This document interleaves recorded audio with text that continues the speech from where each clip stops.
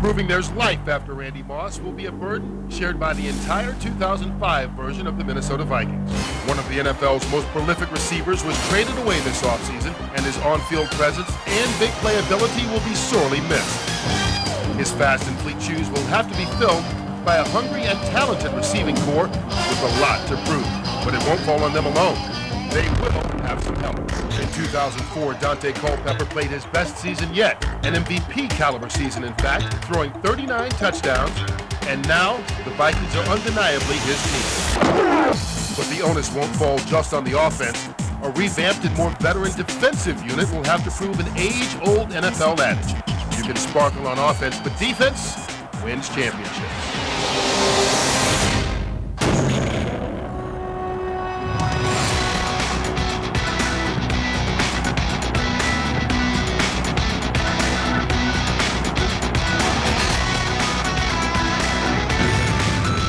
It's time for the first preseason look at the 2005 Minnesota Vikings. A preseason of change. No Randy Moss, no more Red McCombs, but the one constant, as always, Dante Culpepper. Everybody do the damn thing now. Let's get it done. 5, 2, 3, 1, 2, 3, 5.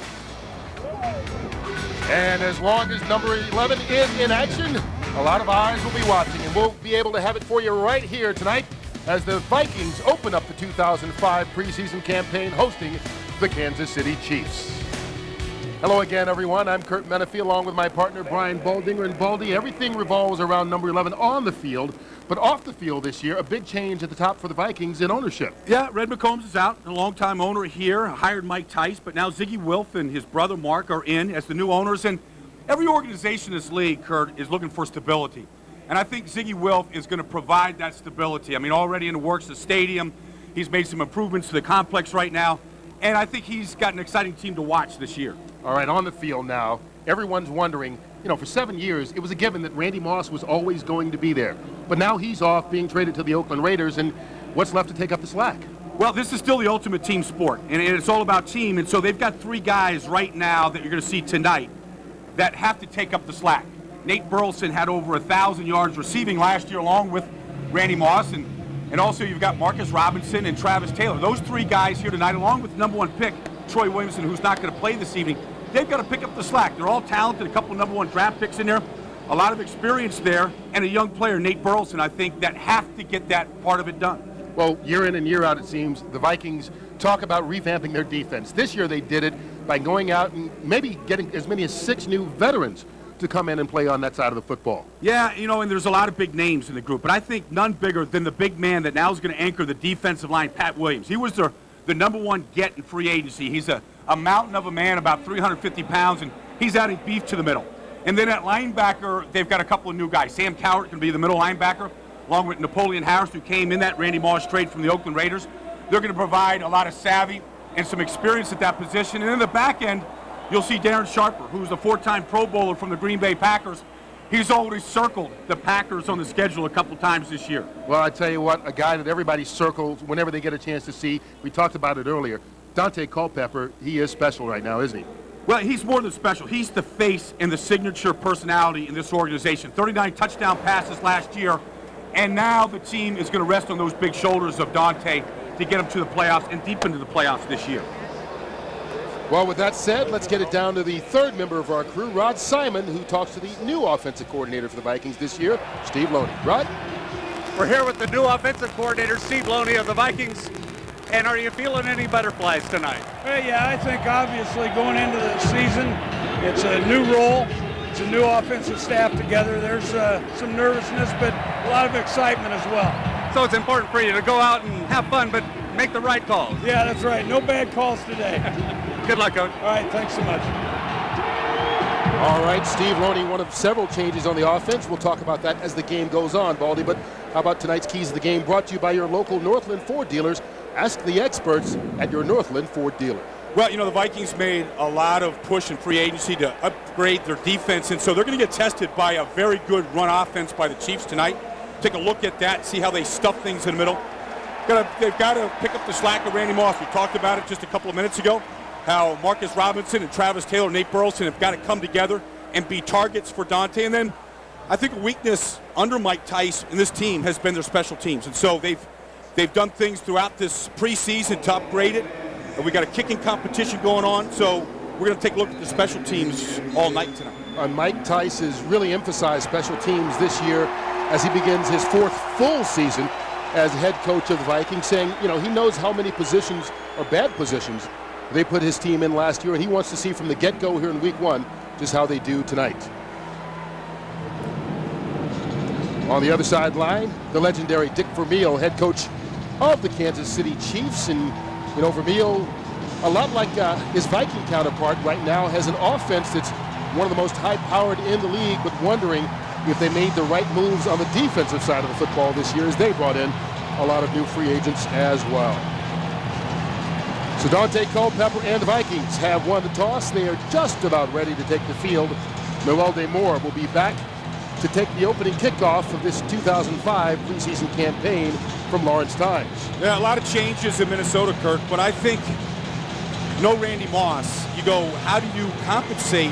You know, in this day in sports, everybody is tradable. Everybody leaves. Wayne Gretzky gets traded at one time. You know, guys leave teams now. The Shaq leaves the leaves the Lakers, and so it's not unusual. Guys aren't looking around going, "Where's Randy?" Guys right now are looking to other guys to make those plays that he once provided here for 7 years.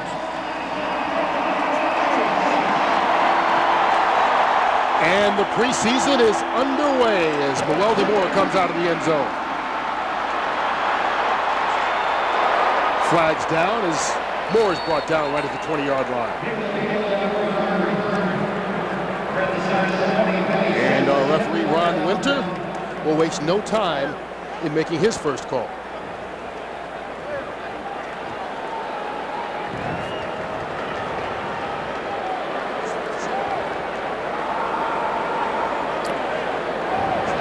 Ron Winter, the referee tonight. Lock and below the waist by the Kansas City Chiefs. Got a first down. And so Dante Culpepper will get an extra 15 yards to start with, as he is coming off a prolific season, not only setting career highs, but Viking franchise records in touchdown passes, passing yards, completion percentage, having an MVP-type season if it weren't for Peyton Manning.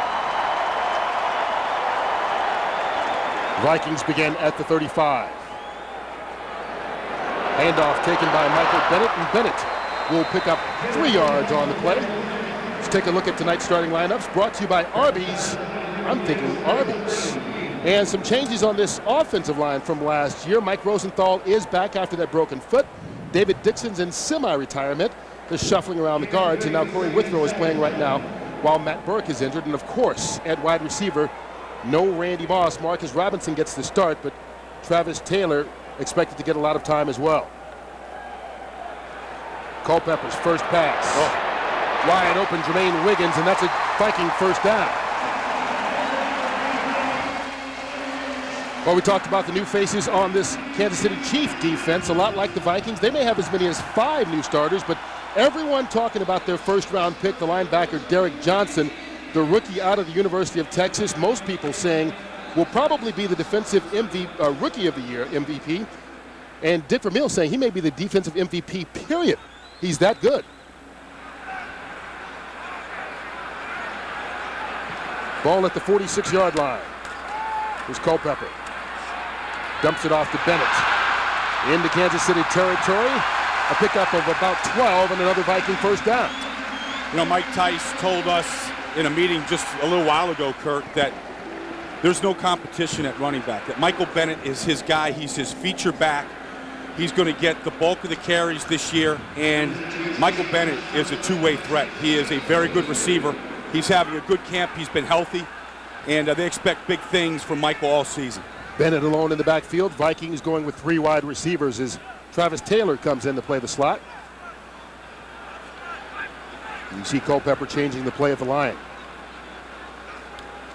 Here comes the blitz. Culpepper being chased and finds Travis Taylor open. Once again, Vikings pick up 14 this time and another first. Vintage Dante Culpepper on this drive. Been decisive, uses his talent, accurate with the ball, almost a 70% completion quarterback last year in this difficult league. And that play all made by Culpepper. Here he is getting outside, but look at his head. His head never stops looking down the field. Travis Taylor coming back to the ball, and Travis Taylor, a former #1 draft pick of the Baltimore Ravens, probably off to his best start this training camp. Michael Bennett, delayed handoff, and tackle is made by Derek Johnson after a short pickup. Hey, Kurt, I thought it was pretty interesting. We talked to a number of the free agent pickups, Fred Smoot this year, and one of the reasons why they signed with the Vikings was Culpepper. I mean, guys want to play with him. Travis Taylor, who came from the Baltimore Ravens, former #1 pick like I mentioned, he said he's never played with a quarterback like Culpepper before, and he's off to a great camp because he's never had a quarterback that could get him the ball like he does. Culpepper perfect so far in this game, 3 for his first 3. Back to pass again. Flags go flying as Robinson can't make the adjustment. We'll see what the penalty marker is.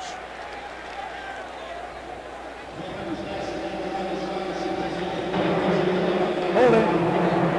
Offense number 76. 10-yard penalty. Repeat, second down. Chris Lewinsky, the right guard, called for a holding. Lewinsky trying to make the switch this season from left guard over to the right side.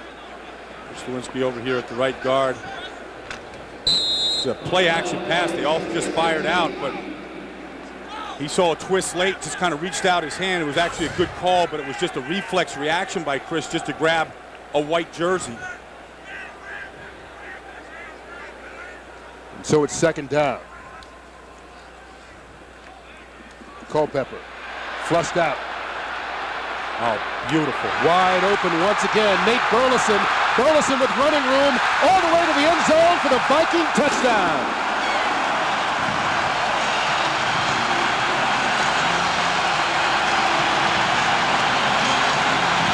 Well, that's part of the combo they're looking to replace the numbers from Randy Moss. Sir, I know it's only the opening series of preseason with a whole month to go before the regular season, but that's how you compensate right there.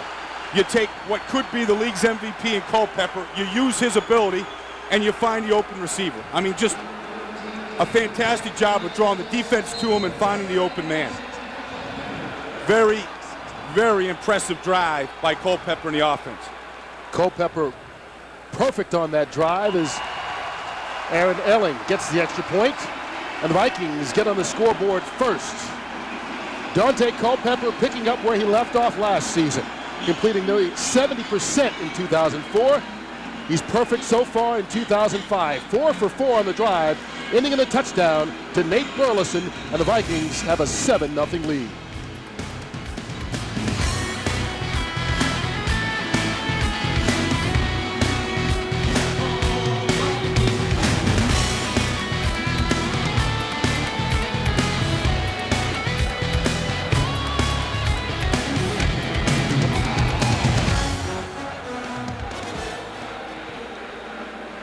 Elling kicks it off with the Vikings on top 7-0. Dante Hall, the exciting one, out of his end zone, and Hall gets wrapped up right about the 17-yard line. Hey, Kurt, let's go back and take a look at Dante Culpepper on this touchdown throw, because what he did on this play, you can't take for granted. When he feels the rush here, Dante is actually going to turn his back to the defense. Watch him here to get out of trouble here. He turns his back now.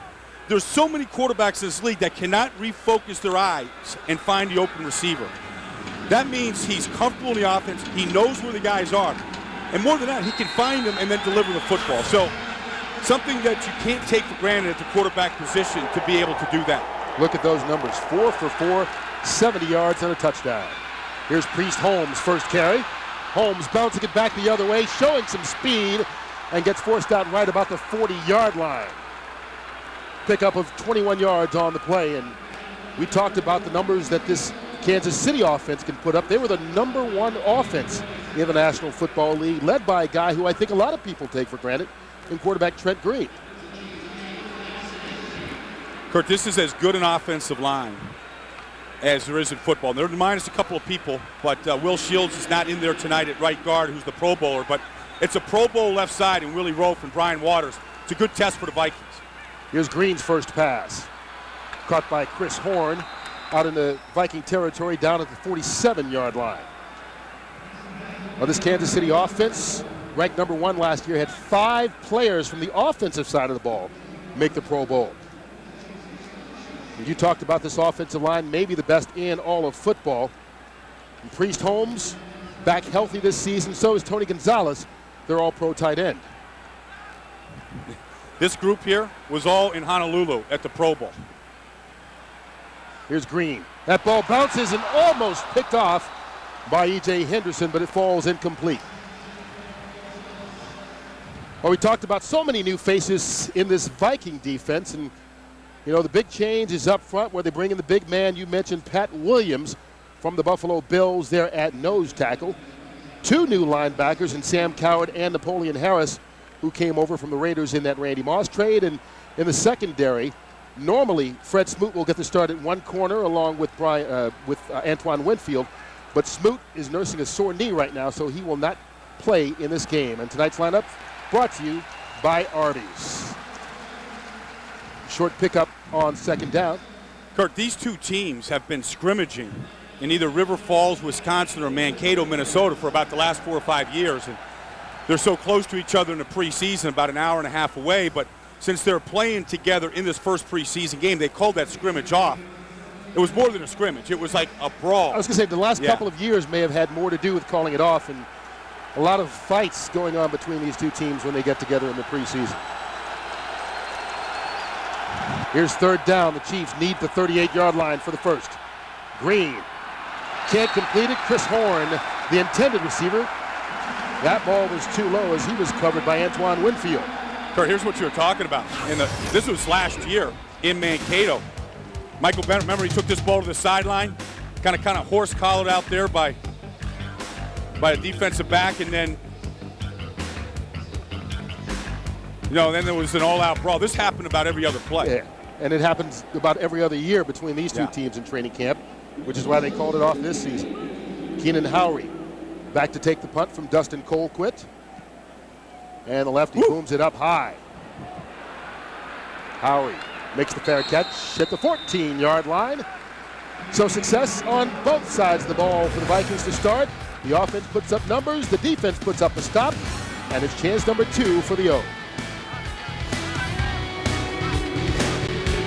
Opening possession this preseason, and this offense didn't look like it skipped the beat despite the fact they changed coordinators in the offseason. Well, here's the offensive coordinator this year. That's Steve Loney. Also the offensive line coach, Mike Tice, has got a big say in it. Sean Hill is actually going to call the play into Dante Culpepper.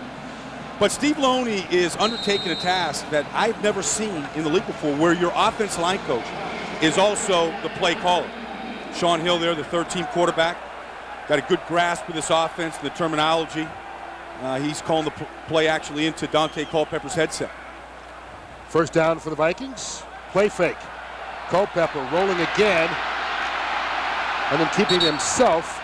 Picks up just about 2 yards on the play. Now, you were talking about Loney calling the offense. I mean, the only other coordinator in the league who's also an offensive line coach is Bill Muir in Tampa, but he doesn't call the plays down there. No, John Gruden calls it in. That's the play sheet right there. Now, it's color-coded. It's all pretty. And Mike Tice will just give Steve Loney suggestions. I want an inside run. I want a quick screen. I mean, he'll just give him a suggestion, then it's up to Steve to actually, come up with the actual play. Culpepper zips that one out. Marcus Robinson tripped up right across the 30-yard line, but good enough for another Viking first. And I think that's the right adjective, zips, because that's what Culpepper has on the ball. He's got a lot of zip. I mean, he's razor sharp here tonight. Watch how quickly he gets rid of this football. Kansas City trying to upgrade their defense, drafting players high in the first round, bringing in free agents. And Culpepper right now is just knifing. 5 for 5 so far for Culpepper. 14 yards on the last one. Here's Michael Bennett stacked up right at the line of scrimmage. Nowhere to go. Kawika Mitchell on the tackle. The other area that you have to look at in this offense, we've looked at Culpepper, we've looked at Steve Loney calling the plays, is the return of Mike Rosenthal and Jim Kleinsasser. They're on the right side in this play right here. But these were 2 missing pieces for just about the entire season a year ago. and they really add a lot of muscle up front in the running game. And that's the way the Vikings run, right behind those guys. But Michael Bennett can't get much once again. Only other guy missing in there right now is Matt Burke, the Pro Bowl center who just had a hip surgery in June. He'll be returning here. He's begun practicing. He's been in pads the last couple of days. He'll be in before the preseason is over. You talked about all season. I mean, remember, Kleinsasser went down the first game, and the second week, they lost Rosenthal. Vikings needing to cross the 41 for the first down. Culpepper working from the shotgun.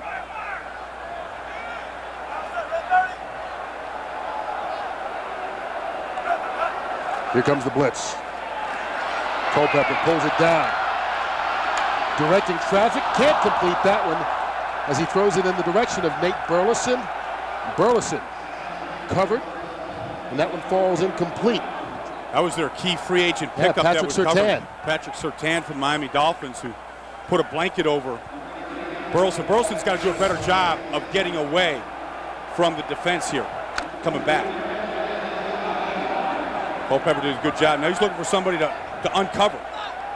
And Nate really didn't get off that coverage of Surtain very quickly. So that'll be the first incompletion by Culpepper. Darren Bennett will come on to punt, but there's a penalty marker down already as this one's short. And it takes a Kansas City bounce as well. We'll see what the flag's for.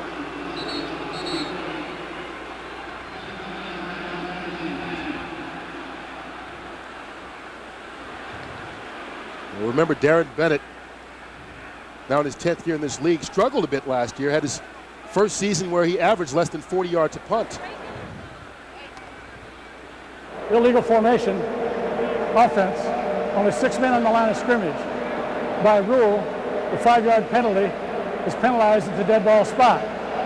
Play results, first down, Kansas City. And that's one of those new rules. They'll tack 5 yards on after the 29-yard punt, so the Vikings will net only 24 on that.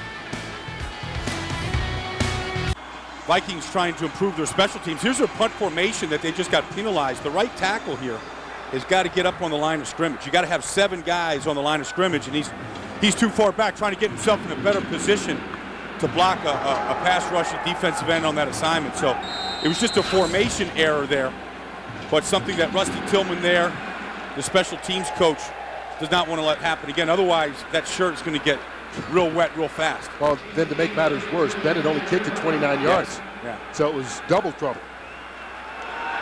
After all is said and done, Chiefs take over at their own 45. Priest Holmes.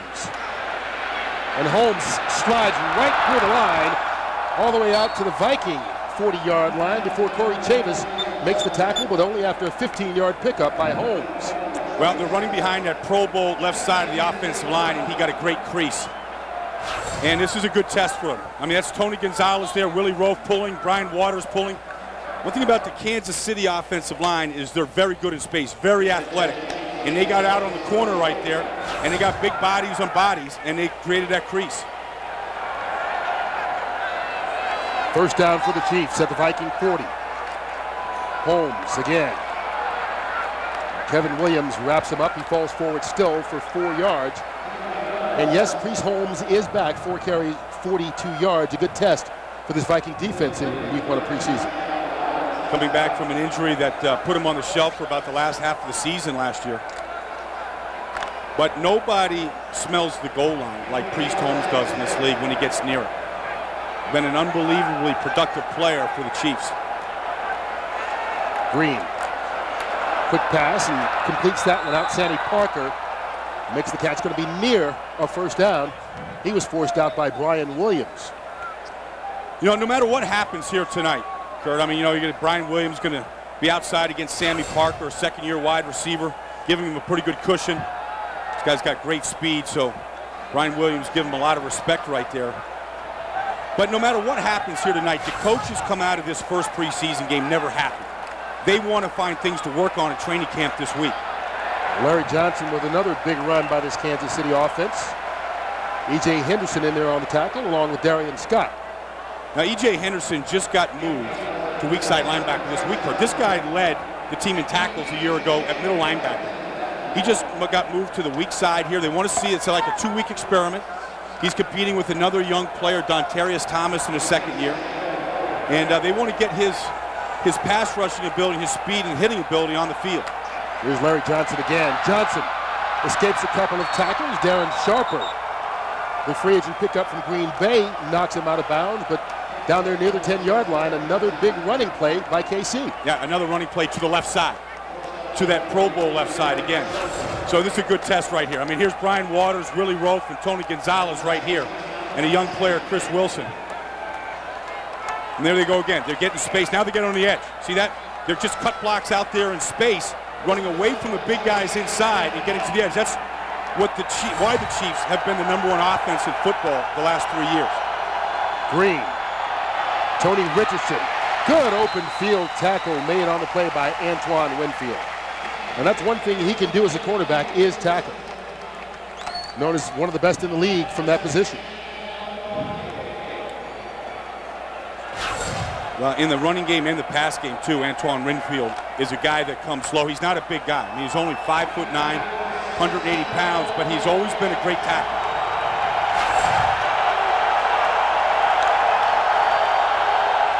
Larry Johnson on second down. Around the corner.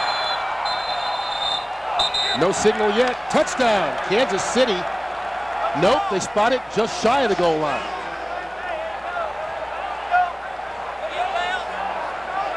So he missed it by that much.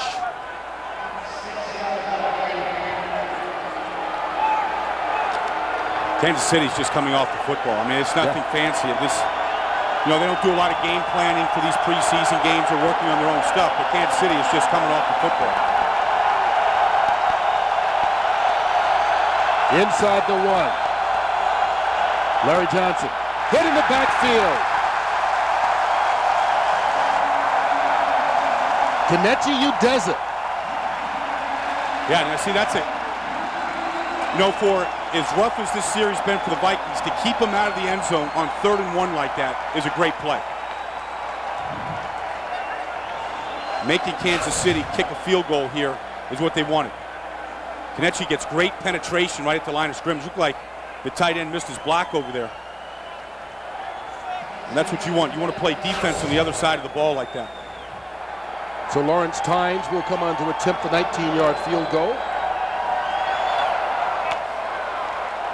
And the Chiefs get on the board, but it could have been a lot worse as the Vikings defense stands strong on 3rd and goal. A big play by their second year in, Kenechi Udeze, and it's a 7-3 ball game. Game of the preseason, Dante Culpepper looks like his work is done, and why not?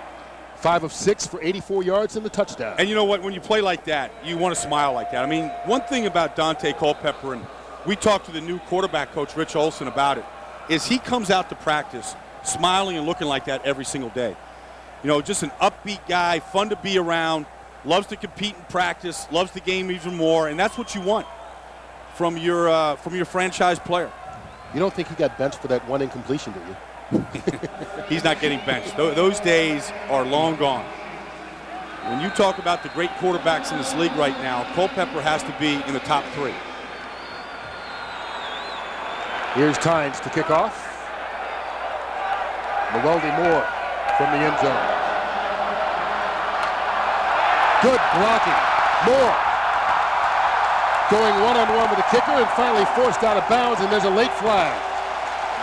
What a block by Spencer Johnson in the wedge, though, to put somebody right on his butt, and the whole team knows it, too. Look at Tice. Yeah.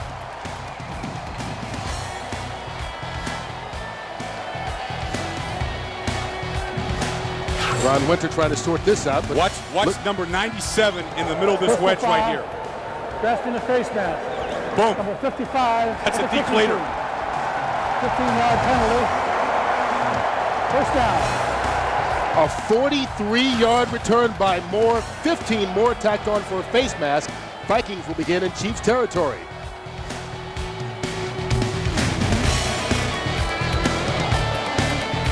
Kansas City Chiefs, Minnesota, going down on the opening possession of the ball game. Dante Culpepper perfect on that possession, ending up in a touchdown pass to Nate Burleson. And so Culpepper gets his rest, and a new quarterback comes in, but he's an old familiar face, Brad Johnson, back with the Vikings after all these years. They give him a nice round of applause, too. Started his career with the Vikings, 9th round draft pick back in 1992. His first pass, incomplete in the direction of Marcus Robinson. Of course, Johnson started out here and was a backup for several years. Got an opportunity to play and was eventually traded in '99 to the Washington Redskins for 3 draft picks, and one of those wound up being Dante Culpepper that they used that first round pick to get.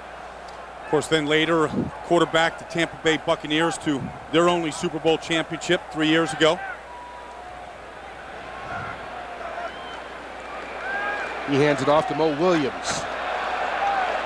Williams down to the 38-yard line. John Browning on the stop. When you're the backup quarterback and you come into a preseason game, you want to look in front of you and see some starting offensive linemen. So he's got the starting offensive line in front of him, in addition to Marcus Johnson, a young draft pick here, playing left guard right now that Mike Tice is very high on. Yeah, he's the only change, their second-round pick out of Mississippi.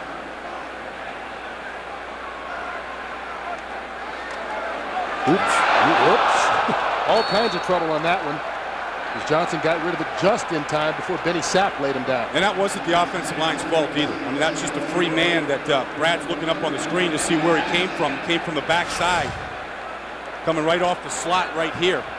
Somebody looks like they missed this assignment. Either that or Brad Johnson didn't understand the protection. The back, Mo Williams, goes to the right to pick up Derek Johnson blitzing. So that'll bring Travis Dorsch on the punt.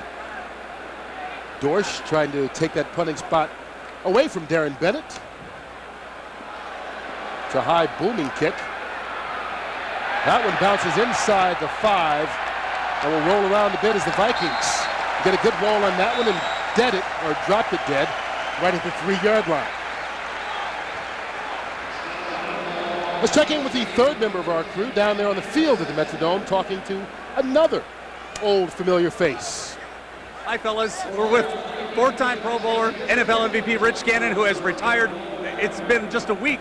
How does it feel to be out of pads and on the sidelines? It's exciting to be close to the action and close to 2 teams that I had some great experiences with over the years.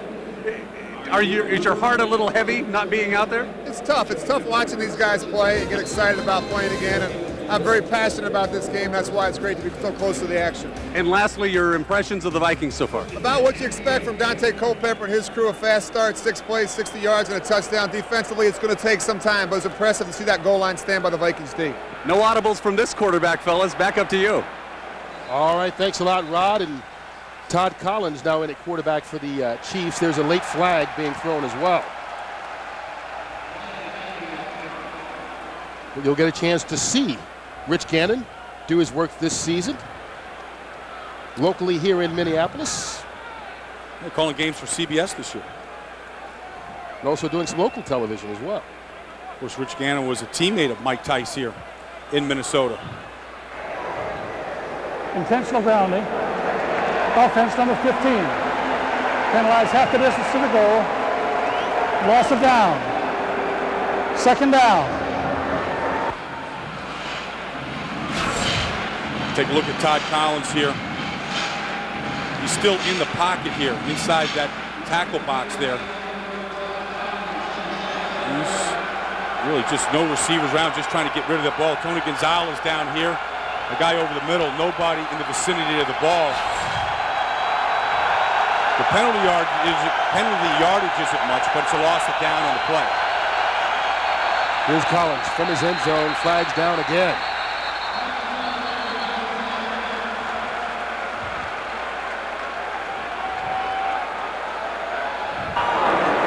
False start. Offense number 18. Penalized half the distance to the goal. Remains 2nd down. Well, the Chiefs appear to be having trouble down there back in their own end zone. Well, those fans are all standing up there, Kurt, like it's a regular season game, and the noise meter is high. And so none of these guys have played in these conditions yet this year. In the noise, the end zone crazies. raising the decibels in here. Got to get used to it again. The handoff to Larry Johnson. Johnson gets out to about the 3-yard line, and that's it. This is still a good test in the pits here. This is still number one offensive line against the number one defensive line. So sometimes you have to look at that in the preseason game, who you're going against. That's still the Kansas City starters right there. There's the man right there. Kevin Williams went to the Pro Bowl last year, first trip. A little off-season surgeries, still rounding himself back into playing shape right now, but he's a guy that is a dominant player inside and should only be better this year with the addition of Pat Williams next to him. Vikings trying to stop Kansas City before they get to the 18. Collins lofts it up. Dante Hall right near that marker, and it looks like he got the first down. Antoine Winfield knocked him out of bounds, but not before he picked up the necessary yardage on a gain of 16. Well, Antoine Winfield on third down will go and cover the receiver in the slot. Here's Winfield right here. Here's little Dante Hall, the human joystick. You know, just great quickness, get some separation there, and Todd Collins had that ball out of his hands before Dante Hall ever broke. First down for the Chiefs. Collins dumps it off. Larry Johnson with a blocker in front, and Johnson out to the 36, maybe the 37, give him 17 more. A good cut block by the Kansas City Chiefs right here. Watch this. Ryan Waters here, gets out in front. He gets a block, gets his man down. Larry Johnson just patiently. That's what you want from a screen. That back, just be patient. Let the blockers find the man, get him down, and then find the seams.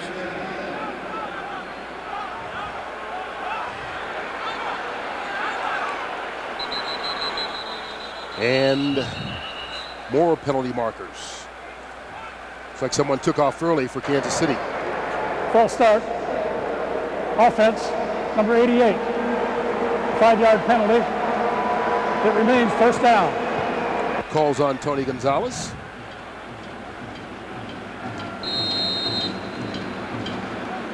And that will be the final call of this first quarter. The Vikings score on their first possession. Kansas City answered a couple of possessions later with a field goal, and so far, as the 2005 preseason has gotten started, it's been pretty good for the Vikings. They lead at 7-3 after one quarter here at the Metrodome.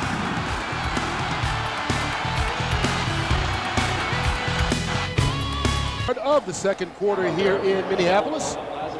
Vikings and Chiefs each playing the preseason opener. Minnesota on top 7-3. Both starting quarterbacks out of the ball game. If you missed it, Dante Culpepper was perfect on the opening drive, going 4 for 4. And wrapping it up in a touchdown pass to Nate Burleson. That's the only touchdown so far in this ball game. Todd Collins' pass incomplete, intended for Dante Hall. He was being covered by Darren Sharper, and flags come out all over the place. I think Darren Sharper arrived a little earlier than the ball. May have multiple penalties here.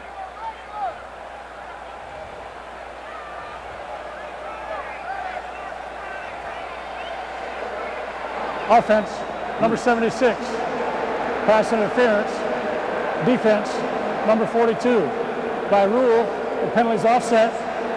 Replay, first down. All right, here's a look at the first quarter stats brought to you by the Minnesota State Fair, the Great Minnesota Get-Together, August 25th through Labor Day. Well, looking at that, it still looks like they're two great offenses. And if you accumulate the stats over the last 3 years, these are the number 1 and number 2 ranked offenses in pro football. Larry Johnson, pickup of about 3 on the play. Darren Sharper in there on the tackle, along with E.J. Henderson. You know, I mean, the Vikings bring in a lot of well-known players. I mean, Darren Sharper has been a thorn in the Vikings side as a member of the Packers secondary for a number of years. You know, you bring in Sam Cowart, who was with Ted Cottrell in Buffalo and New York, and bring in, Napoleon Harris in a trade, a former number 1 draft pick of the Oakland Raiders. You just don't plug these guys in like they're, like it's baseball and put them in the lineup and think they're going to play at that level right away. Looking for Gonzalez, who's covered by Coward, and there are flags on that one as well. How are they going to call this, Kurt? I mean, to me, it looked like Tony Gonzalez was going over the back of Sam Coward, who has every bit the right to that football, as does the receiver. Pass interference. Defense number 55. Penalized at the spot of the foul. And a first down. Well, unless he held him coming off the line of scrimmage. Let's take a look at it.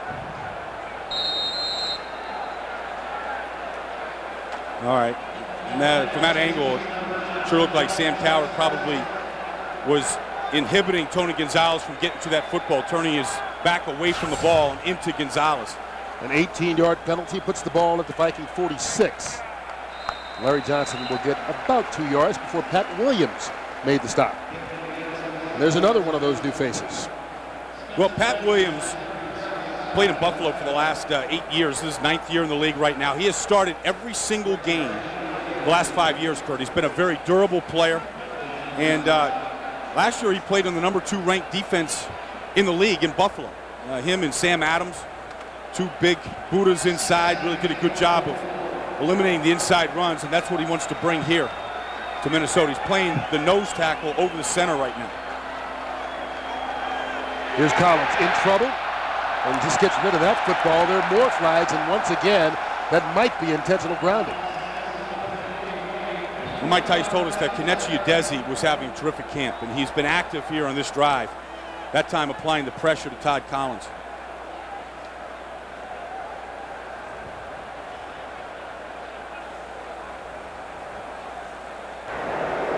Prior to the pass, holding defense number 56. A 5-yard penalty and a first down. Oh, that's a big call against E.J. Henderson. Not the 5 yards, but the automatic first. Well, E.J. Henderson making his first start at the weak side linebacker position. Here he is right here. Right there, just grabbing him. There's Collins finding an open receiver to start things off. Richard Smith right along the sideline, and that's enough for a Kansas City first down. He may be out of bounds on this one. Yeah, yes, he is. Yeah. He was out of bounds. Just lazy getting that left foot down. And they do call it that way, so they'll bring the ball back to the 39-yard line. Pass incomplete.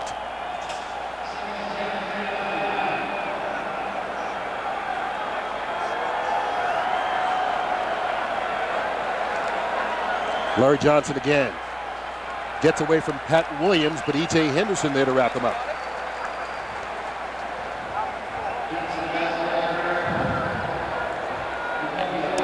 This is what all great defenses are trying to do. Get teams into 3rd and long situations. The Vikings haven't been able to do that to the Chiefs much this evening thus far. The first 3rd down, and when you get in this situation, you can get some of these pass rushers like Udeze, Dontarius Thomas, let these guys, Lance Johnstone, let these guys kind of pin their ears back and get after the quarterback a little bit. Chiefs need the 29. Collins gets away and completes it. Mark Boerichter all the way down to the 20-yard line. Ralph Brown made the tackle, but a 15-yard gain and another Chief first down.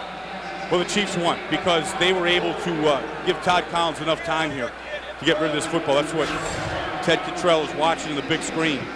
Here's Boerichter here, just going to run just a deep dig, about 15 yards and in. Ralph Brown coming over from the New York Giants was on the coverage.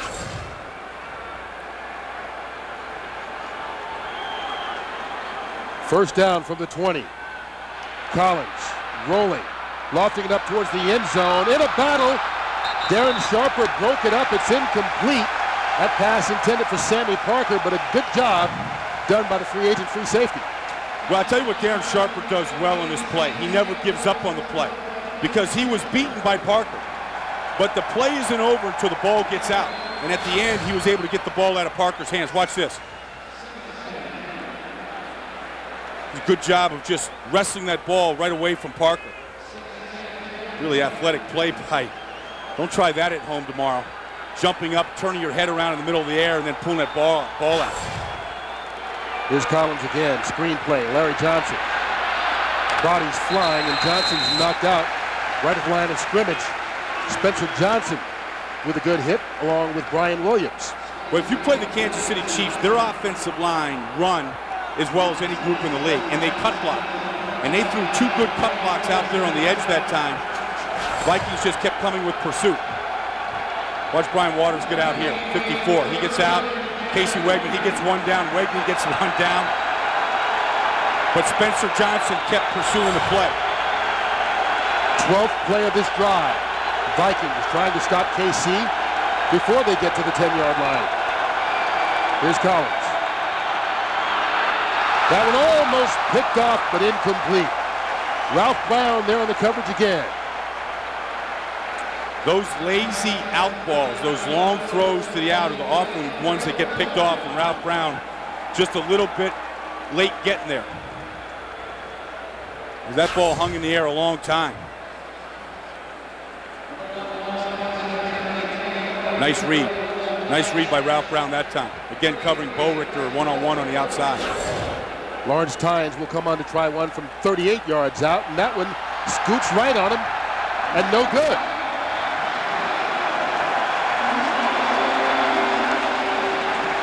So the Viking defense holds after a 12-play drive, and the kicker misses. The Chiefs get no points, and we stay at 7-3.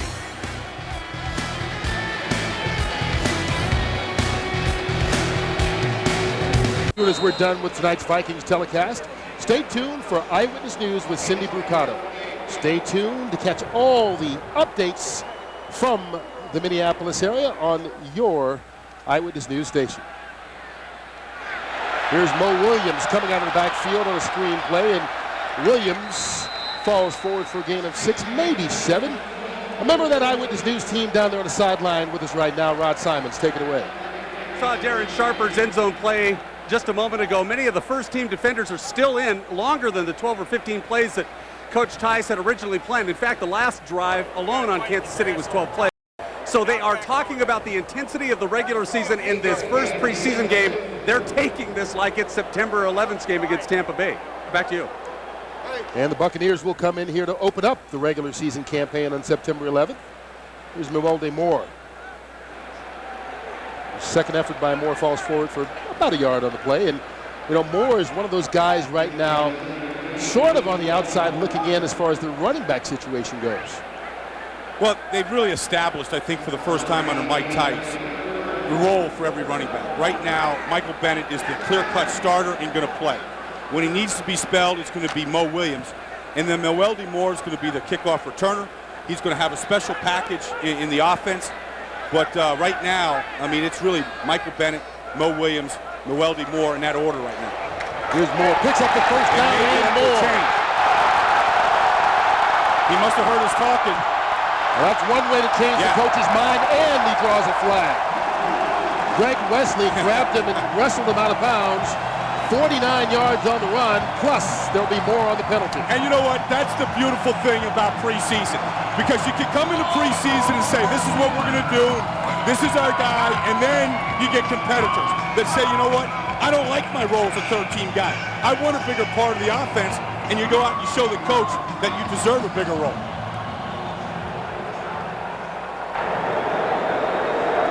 During the run, personal foul, Washington returning the face mask, offense number 30. A 15-yard penalty from the end of the run. The play results in a first down. Wow, so they call more for the face mask. Well, let's take a look at the good part of this run from up top. Watch this cutback right here behind Bryant McKinney at left tackle. Boom, right there. Now the race is on. Now he's looking to get violent yardage here. Bad part is right here at the end. He just tried to give a stiff arm right here. Yeah, turned his head. Just incidental. So after a 49-yard gain, they back it up. And that ball is caught. Travis Taylor doing the juggling act. Pickup of 9 yards on the play. Really good feel right here by Brad Johnson to avoid the rush, step up into the pocket, and keep his eyes on Travis Taylor. Brad Johnson was a guy that was wanted by just about every team in this division in the offseason as a backup. They wanted him in Detroit. They wanted him in Chicago. Watch the rush come up here. Watch Brad Johnson step inside it here. Just a good feel right there. Escaping the pressure and then getting rid of the ball. Mewelde Moore dancing around. Going to be out near that first down marker. Looks like he got it.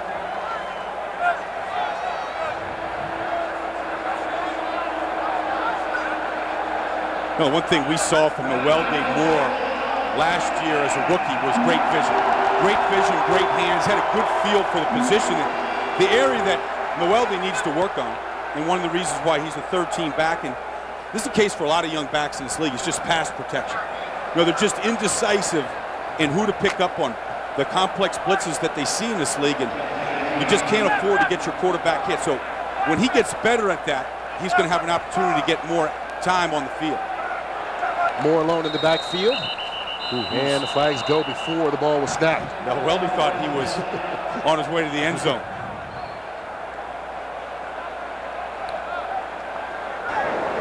False start. Right guard of the offense. 5-yard penalty. It remains first down. The starting offensive line is in there. Chris Lewinsky still in at right guard, being called for that one. Well, be sure to join us for the GMC halftime report.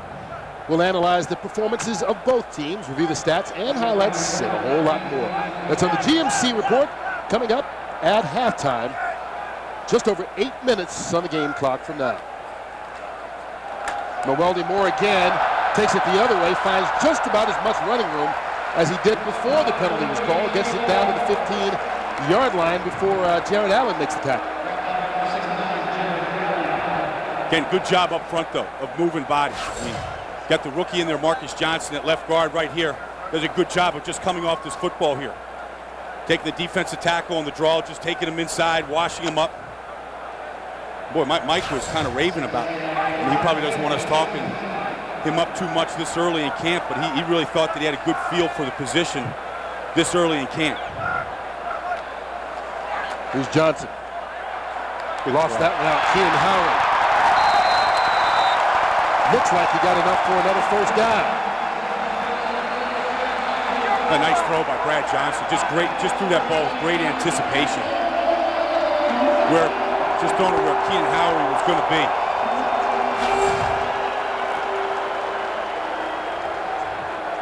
Take a look at Mewelde Moore on the backside of this protection here.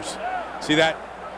Just gets run over by the #1 draft pick of Kansas City, Derek Johnson, and that's where he's got to get better. We talked about it in protection. He's got to be stouter and go and attack that defense. First and goal, they dump it off to Moore. How easy is that?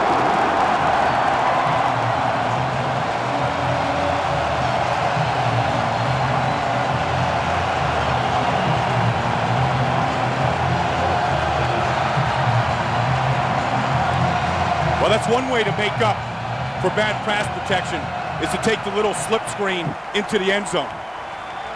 Really good series by Brad Johnson that time, and a couple of big plays by Mewelde Moore. And the whole running back group over there, make sure that they let him know about it. Paul Ettinger, the former Chicago Bear, on to attempt the extra point. And he puts it through.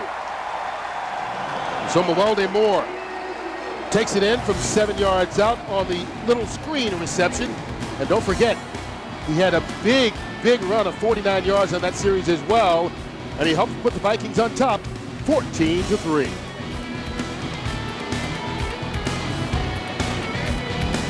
Watch the little slip screen for a touchdown by Mewelde Moore. Nice job of just acting, finding a little open space here in the defensive line that he's going to fake block, and boom. Just a little pivot and pirouette. What I like about the end of this play is the whole team celebration when Mewelde Moore came off the sidelines. And Mike Tice doesn't want to throw any fuel on the trade of Randy Moss, but when somebody else scored in the last couple of years, Randy Moss wasn't over there celebrating with them when they would score. And he likes this team aspect right now. Here's Dante Hall taking the short kickoff out to the 40. He's brought down right there, and flags come down as well as Adrian Ward on the tackle. Mewelde Moore accounting for 66 of the 72 yards on that drive. including the touchdown. During the return, holding number 85 of the return team. A 10-yard penalty. First down, Kansas City.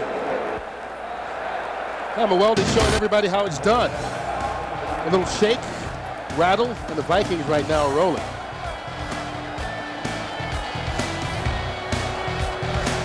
Kansas City Chiefs haven't been out there that long, but Ted Cottrell has to be pleased with what he's seen from his defense so far, giving up just a field goal. And I tell you what, with all these guys that played for him elsewhere, you know, this is probably what he expects them to do. You know what, Kurt, around the league, the big offseason push was teams were going after their guys that know their system. So coaches would come to teams, players would come to teams that know and understand the system. So he's got a bunch of veteran guys here that have played for Ted and knows what he expects. A lot easier to play for him. And there's one of those former guys, Pat Williams, who played with Cottrell there with the Buffalo Bills in there on the tackle. That's an active Pat Williams right there, coming down the line of scrimmage. That's what he's in there for. He's in there for the run. He thinks he can rush the passer too, but here he is. He's playing the nose. See, he beats the guard, steps over the guard, and then comes, able to come on down the field, makes first contact. That's his tackle. There you see the numbers for Williams, now in his 9th year. Damon Heward in at quarterback for the Chiefs. In his first pass is thrown too short for Crefonzo Thorpe, incomplete. He makes the all-name team already. Who names their kid Crefonzo? Yeah. Craphanso. Yeah. Says his father's first name was Craig, his middle name's Alonzo, so they decided to call him Crefonzo. They just combined it? Yeah. I have a feeling they just call him Crow. You don't think he got kidded as a kid, do you? He probably got a few nicknames in that hopper right there. One of those draft picks trying to upgrade the Kansas City Chiefs wide receiver core. Of course, let the long-time Johnny Morton go this offseason. Another 3rd and long. Here's Hewitt under pressure. Completes that one out to Crefonzo, and Thorpe picks up 11 yards and a first down. Minnesota came after Heward that time with the blitz, and sometimes the blitz doesn't always result in a sack, but you want to at least hit the quarterback and make him pay. And they're a little bit late getting here. Here comes Dontarius Thomas on the outside right here, who's got great speed. See, they don't even really hit the quarterback there. I mean, if you're going to come with the 6-man blitz, bring 2 extra guys, you want to at least hit the quarterback. Heward. Incomplete to Thorpe again. Working on Ralph Brown.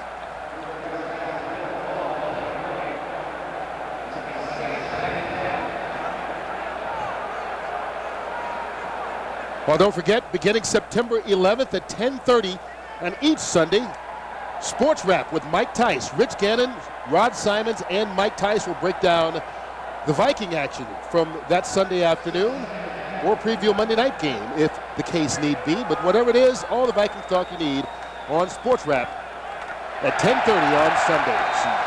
There's Willie Offord to wrap up D. Brown in the backfield. Well, here's what's going on in Minnesota right now. I mean, we got some backups in there, but they're going to be a high-risk, high-reward defense this year. Willie Offord is going to come here on the blitz right here. He's just like a running back trying to find the opening here. See, there's nobody there to block him. He's the free man. Now, you can do that if your corners on the outside can hold up in a passing game one-on-one, and that's why they brought in Antoine Winfield and Fred Smoot in the last couple of years to upgrade the corners. They hope they can make a lot more plays like that this year. Erasmus James making his first appearance here on 3rd down. The #1 pick out of Wisconsin. And Heward completes that one out to Bo Richter. Mark Bo Richter won't be able to get that first down. Adrian Ward there, along with a host of Vikings, but there is a penalty marker on the play. I think they might have held Erasmus James on his first pass rush. Erasmus James just signed this week already in a new uniform, playing his first game with the Vikings. Showed up at camp on Tuesday. Of course, he's the second of the Vikings' 2 first-round picks this year. Holding. Offense number 65. The penalties decline. Makes it 4th down. I think he may have drawn that penalty. Yeah, he did. I mean, this first pass rush as a pro. Here he is coming on the outside here. Gets Jordan Black here to grab him and hold him. It's not bad. One pass rush and forcing one holding penalty. They'll take that ratio. Dustin Colquitt on the punt. Keenan Howery, the deep man for the Vikings. Howery calls for the fair catch. Lost the football, but falls right on top of it, right at the 20.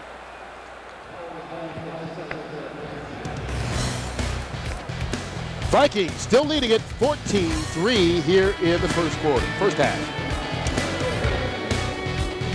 Vikings preseason network is Friday night, August 26th, when the Vikings take on the San Diego Chargers. Mike Tyson and his crew will continue to build for the regular season against the defending AFC West champions. Please join us right here on August 26th at 7 p.m. Vikings leading the Kansas City Chiefs from the AFC West right now 14-3 late in the first half. Brad Johnson still in at quarterback. You guys up for this? Johnson. He's got him. I got him right now. Wide open, gets it to Ryan Hogue for a completion of 20 yards and a Viking first down. Well, let's check in with Rod Simon on the sideline. We're with Nate Burleson right now. Tell us about your touchdown catch.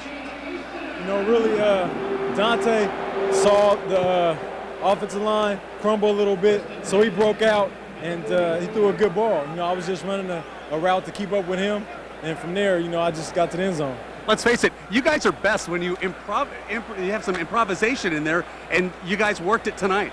That's what they say about comedy, you know, the improvisation always works out better. And that's what it is with us. You know, we can call things, but sometimes it just don't work out how you practice them during the week. So you got to improv sometimes on the field. There's a lot of relaxation on this sidelines. It's like you guys have patience. You know you're going to be all right. You know, we know what's going on. We have faith in the system, and we believe what's being taught to us. And we're excited about the season. You know, we're not cocky or overconfident, but we know we have talent. We just got to keep working to get there, and hopefully, you know, we'll reach our goal. So live without Randy is okay so far? Okay so far. You know, we'll see how it goes for the rest of the season. Nate, thank you. Thank you. Fellas, Nate Burleson, back to you. All right, thanks a lot, Rod. Penalty mark is down as Theatric Faison has his first carry, and Mewalde Moore, who had that big series, they're talking to the trainer, Chuck Barta. They're checking him out. Offside. Defense number 93.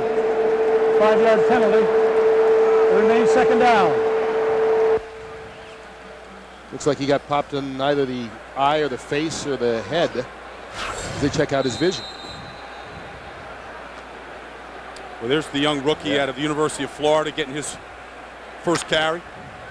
That was where Moore got popped. Oh, right there. Right there, right in the chin, it looked like. Took a good shot to the head. So he's out in Faison's in. Fourth round pick out of Florida. Theatric Faison chewing up big chunks of yardage on his first carry here in the preseason.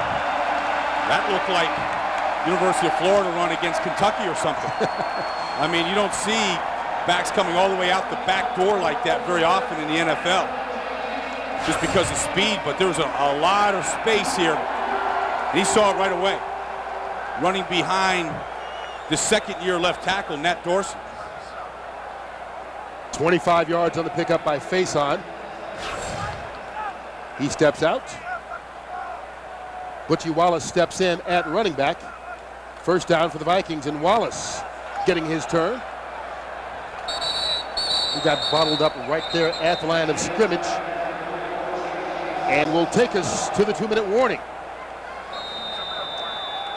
Well, so far, Mike Tice has to be pleased with what he has seen out of his football team on offense and defense, and they've even gotten some nice plays on special teams to lead it 14-3 at the 2-minute warning. This is the offensive huddle during that last 2-minute warning timeout. Steve Loney there in the middle. Mike Tice, I mean, it's been a good operation here so far, getting the plays out. Of course, the other member of this offensive play calling staff is upstairs, the new quarterback coach right here, Rich Olson. Also got a copy of the script. Rich has been with Norv Turner in Washington and Dave McGinnis in Arizona, bounced around the league to a couple different spots. Never had this much talent before. Brad Johnson scrambling. Hey, not what he's known for, but, you know, he'll take advantage of it. Jimmy Wilkerson with the tackle. Keep in mind, we've got the GMC halftime report coming your way as we'll break down timeout. Performances from both Kansas teams City. Here at halftime. Plus check out our stats timeout. and highlights. That's on the GMC report coming up right during intermission. So Kansas City uses a timeout to stop the clock with 1:49 remaining. Thank you. Brad Johnson's run a 2-minute drill or two in his life. 14th year in the National Football League, and you talked about a guy who started his career here in Minnesota and returned to the fold this year to back up Dante Culpepper. Says that even during his days in Tampa when he was winning Super Bowls, he missed Minnesota because he liked the environment and liked the people here. And the offense is pretty familiar to him, very similar to what he ran when he was here, when he was traded away in '99. Had some good years in Tampa, really learned a lot, he said, from working with John Gruden down there. Guy that likes to play the game, always learning about the game and learning how to get better at it. Johnson back on 3rd down, throws it up. That's incomplete in the direction of Ryan Ho. Well, Mike Tice wants to get his kickers as much work as he can in the preseason, so Aaron Elling coming out onto the field for the first field goal attempt of this preseason. Remember, Elling was the kicker 2 years ago, cut after preseason last year, but then brought back for kickoffs because Morton Anderson didn't have the strength and then broke his ankle midway through the season. So now he's in a battle with Paul Ettinger, the former Chicago Bear, and this one will be an attempt from 40 yards away.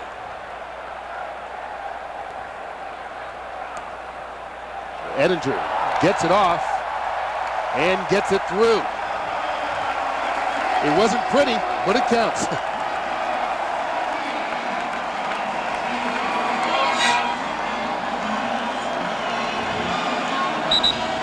Here's under Mike Tice here, now in his 4th year. Those are all the kickers year by year that have been trying to win that right. And Mike is determined this year to get it right, because anybody that watched the postseason last year, you saw the Jets, you saw San Diego lose playoff games because of inaccurate kickers. You just can't have it. You cannot lose a game because of a kick. So Paul Ettinger coming in from Chicago, Aaron Elling back. Elling has got the stronger leg. Ettinger's got the more experience. Had some good years in Chicago. He only wants to keep one. He doesn't want to have one guy do the kickoffs, another guy do the field goals. He wants one guy to do it all. Hey, Brian, did I tell you that this telecast is presented by the authority of the National Football League and is intended for the private use of our audience? Well, if you didn't, you should have. Well, any rebroadcast or other use of this telecast without the expressed written consent of the Minnesota Vikings and the National Football League is prohibited. Now you know. The rest of the story. Good game. Aaron Elling kicks it off. Mackenzie Smith make that Dwayne Washington. And the former Viking takes it out to the 25-yard line. No, just to pick up on the special teams theme, Kurt, I just watched Dontarius Thomas make that tackle all the way down the field. And Mike Tice said he's going to put starters out there on every special teams unit. In fact, he said this year he's keeping one spot open on the active roster every game for a guy who's the best special teams player. If it's an extra linebacker, he's going to keep an extra linebacker. Dontarius Thomas coming to your picture, number 54, makes that tackle right there. He's looking to upgrade this, all the coverage units, all the special teams. More starters going to play a bigger role. Damon Heward gets that one out to Richard Smith, and Smith brought down by Dontarius Thomas, but it looks like he picked up enough for the first down.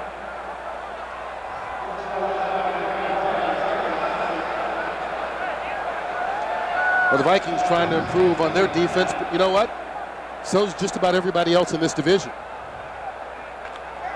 Hard to believe that two teams, though, Green Bay and Minnesota, both playoff teams a year ago, have defenses that lowly ranked. Because normally, teams that win Super Bowls have defenses that are ranked very high. In fact, Tampa Bay, 3 years ago, won a Super Bowl with the #1 ranked defense. In and out of the hands of Richard Smith. Devontae Edwards in there on the coverage for the Vikings. Ted Cottrell here in his second year as defensive coordinator. Here it is. Here's the last 5 Super Bowl champions and where they were ranked defensively. Second ranked from Baltimore 5 years ago. Tampa Bay had the number 1 ranked. New England with the 9th ranked defensive a year ago. Of course, they have Tom Brady too. That helps. Out of the backfield on second down, D. Brown. Ralph Brown making the tackle.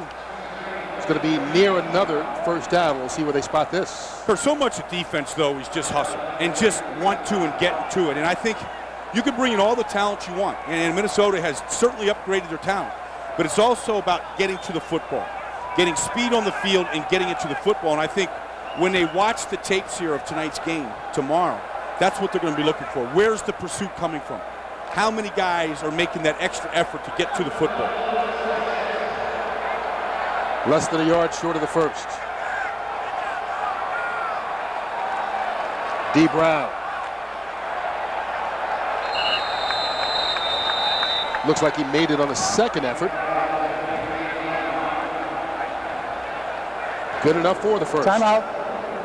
Kansas City. And the Chiefs use their second timeout to stop the clock with 1:14 remaining here in the first half. I think you're looking at a couple things defensively here, Kurt. I mean, you want to upgrade the talent.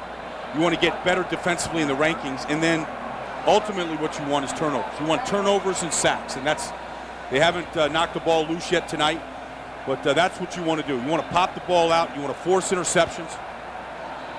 Get the ball out on the ground.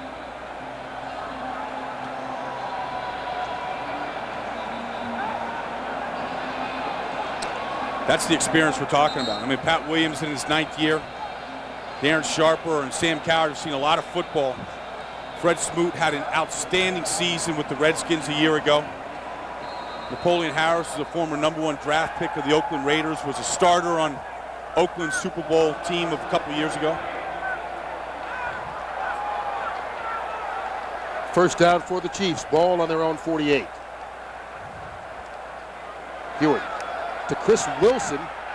Wilson with a stiff arm on Randall Smith. Keeps on going down the sideline for a pickup of 6. Randall Smith, one of those guys in a battle for that backup weak side linebacker spot. And he's just getting pushed a little bit deeper on the depth chart with the switch of E.J. Henderson. Randall Smith just trying to stay healthy this preseason. He's been nicked up in training camp the last few years, beginning his rookie year, and just trying to stay healthy right now. Quick pass by Hewitt. Caught by Crefonzo Thorpe. Adrian Ward made the tackle, but only after another Chief first. And Kansas City goes in their hurry-up mode.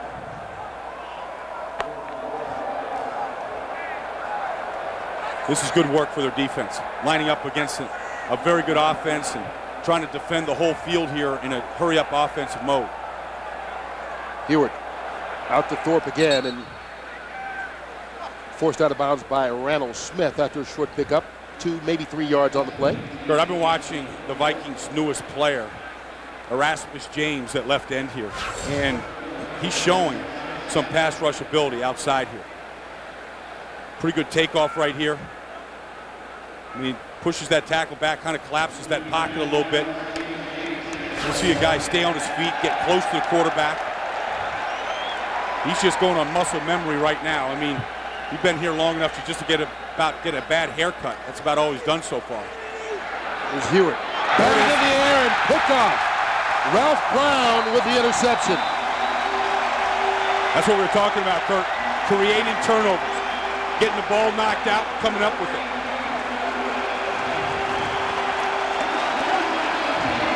Quick Culpepper out there, the first one to congratulate him. Ralph Brown's right here. He's just what you call the nickel defender right there. Nice job of playing the ball. Not playing the man, but playing the ball. Came around the front side of Chris Wilson, actually beat him to the football. And then great hustle. Vikings take over at their own 35. 33 seconds left and all 3 timeouts here in the first half.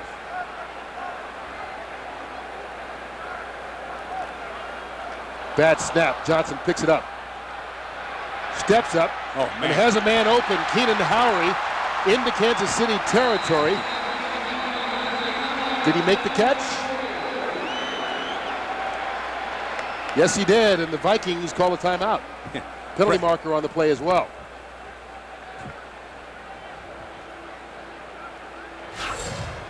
Brad Johnson showing some escapability in the pocket here. Illegal contact, defense number 30. That penalty's declined. The play results in a first down. That Brad Johnson's head never dropped. Kept it up the whole time, keeping his eyes down the field. Well, that penalty on Dwayne Washington, one of the 2 guys wearing numbers 30 for the Minnesota Kansas is City not Chiefs. charged with a team timeout. They have 3 remaining. That's what you get here early on in this preseason.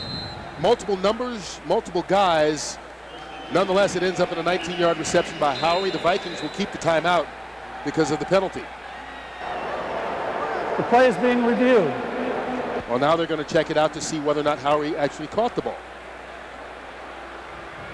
Remember, in the final 2 minutes of a half, that review comes from upstairs. Well, it gives everybody a chance to work the system here a little bit. The officials will go over and check out the replays. Take a look to see whether or not the 19-yard completion is good.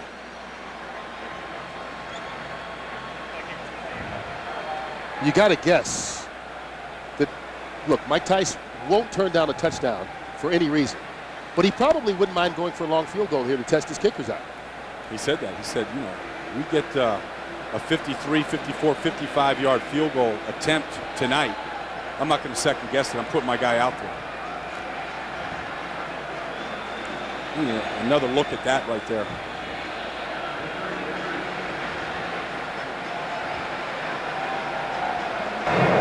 The play is being reviewed to determine if the catch was complete.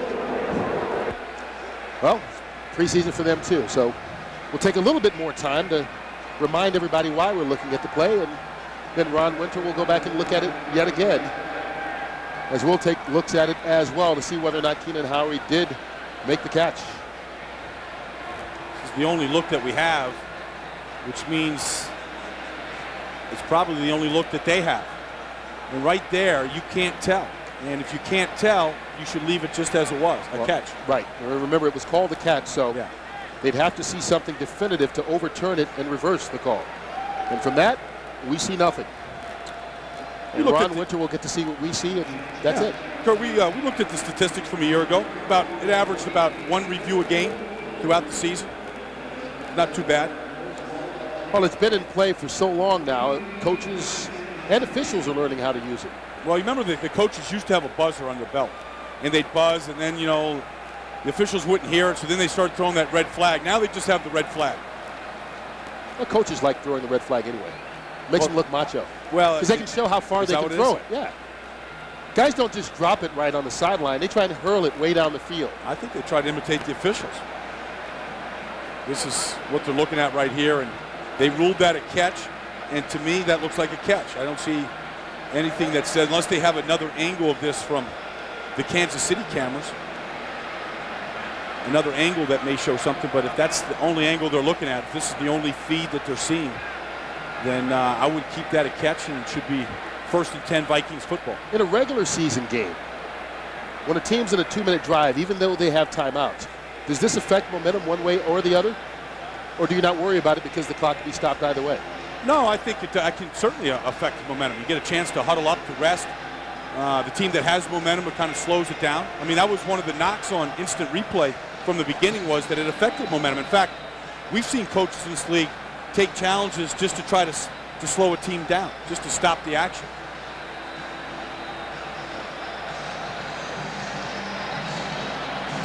Ron Winter has seen enough.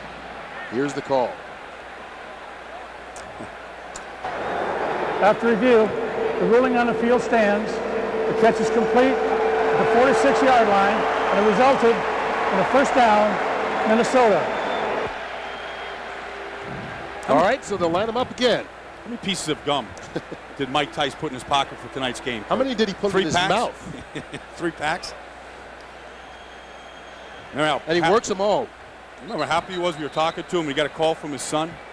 Quarterback this year, just ran a 4.840. Been training all summer. And Minnesota has 3 team timeouts remaining. he was excited and proud. What's the fastest 40 you ever ran? I didn't run any 4.8. In fact, I told Mike, I said, is that the first Tice that ever broke 5 seconds flat in the 40? Neither he nor his brother John, who played in the NFL, were known for speed. Mike said he did cut a 4.75 at the University of Maryland. That's what he's telling us. Yeah. It's up to review. First down for Brad Johnson. Completes that one to Jeff Dugan, another tight end out of the University of Maryland. Dugan will get down to the 41-yard line and out of bounds. 18 seconds remaining. Vikings still have all 3 of their timeouts. You can work on this stuff in training camp, and you can work on it, and they do, this hurry-up offense, this kind of drill. But until you get out here and against live competition and execute it, you just never know how sharp you're going to be. And right now, Brad Johnson's doing a good job of moving his team. Johnson again. Good throw to the sidelines. Dugan again. He's got to get out of bounds, though, Kurt. I don't think he made it. The Vikings. And they stopped the clock there. Forced to use a timeout. Yep. Here's Brad Johnson, very, very sharp. Accurate tonight with the ball. It's a good throw. See what Dugan does if he... Timeout, Minnesota. Their first 30-second timeout. Yeah, he's on the back all the way to the out of bounds. Came down on the back of Dwayne Washington, so he was not out of bounds. That's why Minnesota had to use that timeout.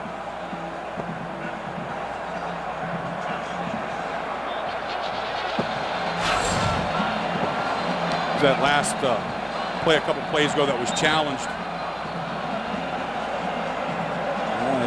That's the catch by Keenan Howery over the middle of the field.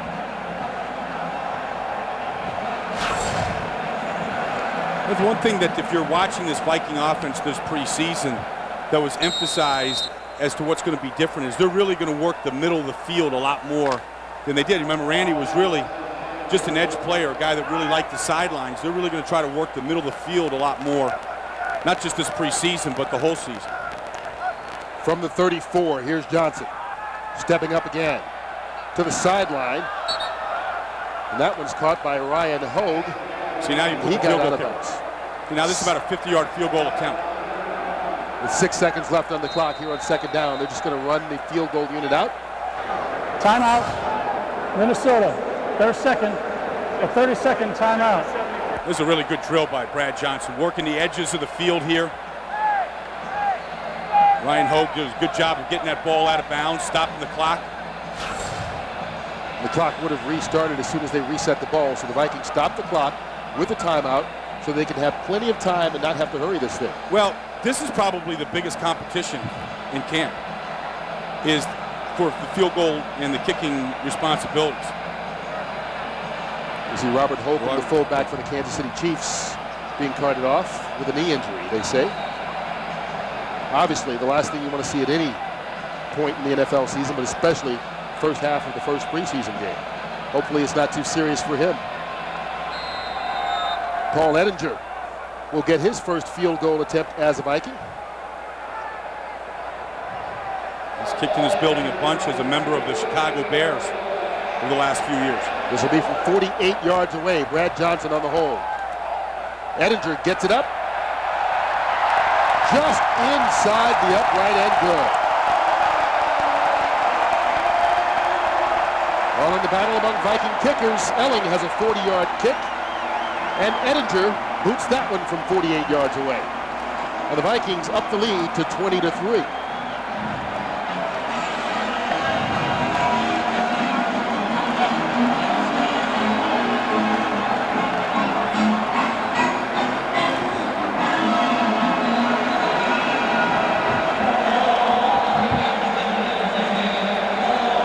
Keep in mind, we've got the GMC halftime report coming your way, and just one more tick on the game clock. We'll break down the first half of this first preseason game and much more. That's on the GMC report coming up momentarily. And as we said earlier, has to be a pleasing first half for the Vikings. The offense put up a touchdown with Culpepper in and with Brad Johnson in at quarterback. The defense has held Kansas City to just one field goal, and they've gotten both their kickers in for long field goal attempts, and both have been successful. Yeah, they also got a turnover. Ralph Brown came up with a nice pick, nice play on the interception, and then Brad Johnson was able to capitalize and get points before the half. This Viking team, though, under Mike Tice, has come out of training camp hot. They just haven't finished strong. And so a lot of what Mike is doing this year is gearing this team to the whole season. Mackenzie Smith picks it up. Final play of the first half. He's wrapped up by Rod Davis. And that's going to be it for the preseason opener as far as the first half goes. Mike Tice. This is the end of the first half. Probably pretty pleased with the performance of his team as they go into the locker room, leading it 20-3 over the Kansas City Chiefs. The GMC halftime report comes your way after this brief timeout.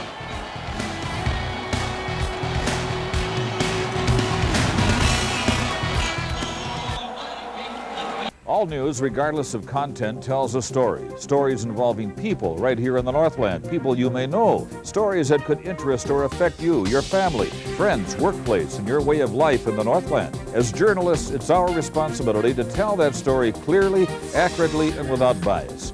It's that responsibility that I've taken seriously every day during my 43-year broadcasting career. Eyewitness News. It takes the Northland's news leader to tell a great story. The Kansas City Chiefs. Good evening, everyone. I'm Deborah Anderson with this halftime. Mascot, actually the man of the Vikings, right here. Ragnar. Wow, how about all these people today? Are you a little warm in the getup? I'm gonna tell you what, I think I'm gonna be about 50 pounds lighter. What I like about preseason is there are so many kids here. I mean, they just wear you out. So I'm gonna have to get some kind of liquids in me here quick. All the Viking fans have been talking about life without Randy Moss. What are your impressions? How do you not miss Randy Moss? I mean, Hulk Hogan thinks he's the most electrifying athlete in the world. It's Randy Moss. I mean, how do you not miss him? But the team goes on. Yeah, I mean, the sky was falling when Chris Carter left. Guess what? We still went on. The sky was falling when John Randall left. We went on. Sky is falling with Randy Moss. 20-3. Is it falling? I don't think so. And my last question, quickly, the defense seems to be playing well, and we got a big field goal there. You think which game are you watching? I don't know. I think we got to work on that a little bit. I like the offense. Defense looks somewhat better, but I think they got their work cut out for them a little bit. Ragnar, we'll look forward to seeing you again. Get out of here, buddy. I got to go get water. See you later. That's Ragnar. And quickly, before we go into commercial break, the Timberwolves have made a trade tonight, sending guard Sam Cassell and a #1 pick to the LA Clippers for Marko Saric. So the rebuilding of the Timberwolves continues as we're playing NFL football here. We're at Metrodome. It's halftime. It's been a heck of a ball game so far, even for the first preseason game. Kansas City trails your Minnesota Vikings by a score of 20-3. The GMC halftime show will continue after this timeout. Welcome back to the GMC halftime report. GMC, we are professional grade. Vikings on top of the Kansas City Chiefs.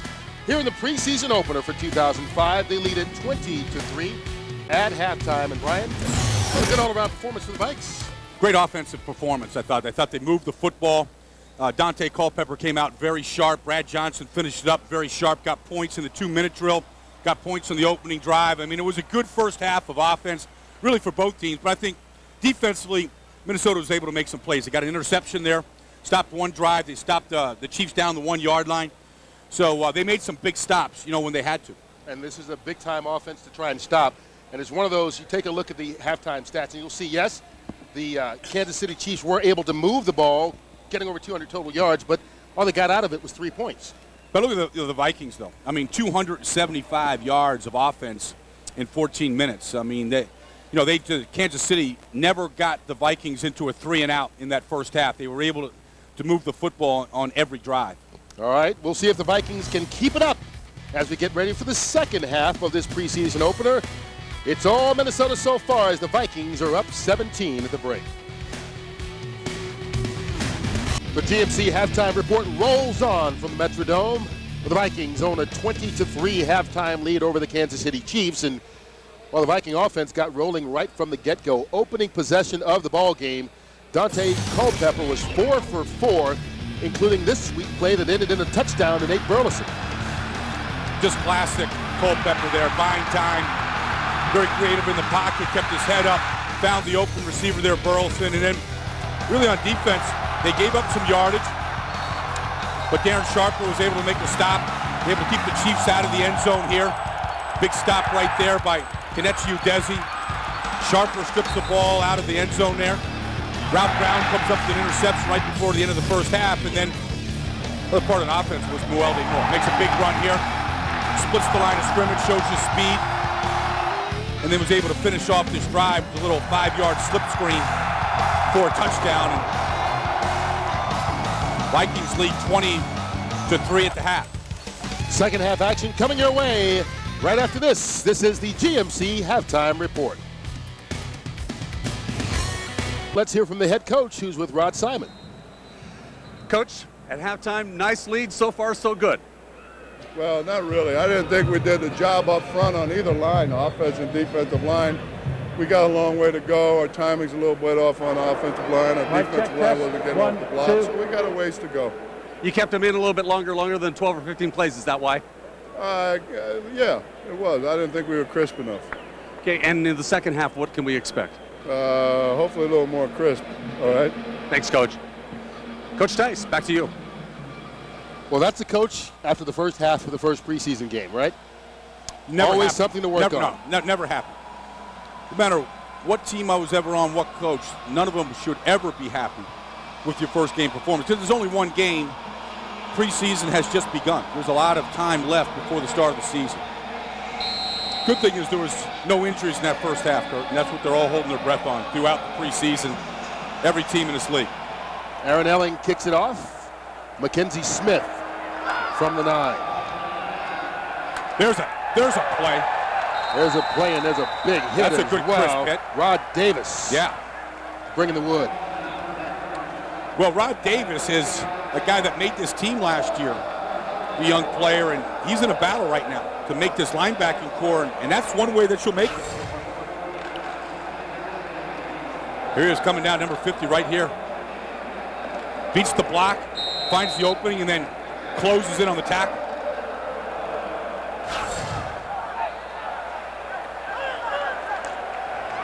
That always gets your head coach's attention. Damon Heward still in at quarterback for the Chiefs. Over the middle and through the hands of Chris Wilson, incomplete, and Davis right there with Wilson on the coverage. Well, that's what you like. I mean, Rod Davis comes out, makes the opening tackle on the kickoff, then stays in there, and then defends the pass right there. Rod Davis right here. He's got the tight end on the play, reads it just right.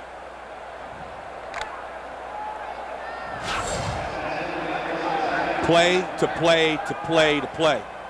Consistency, that's what you're looking for.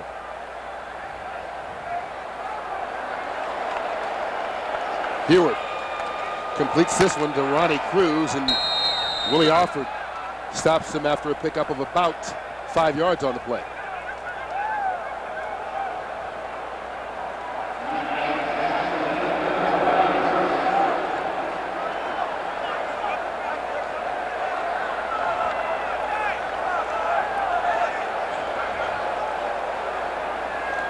The Vikings have been good tonight defensively on third downs.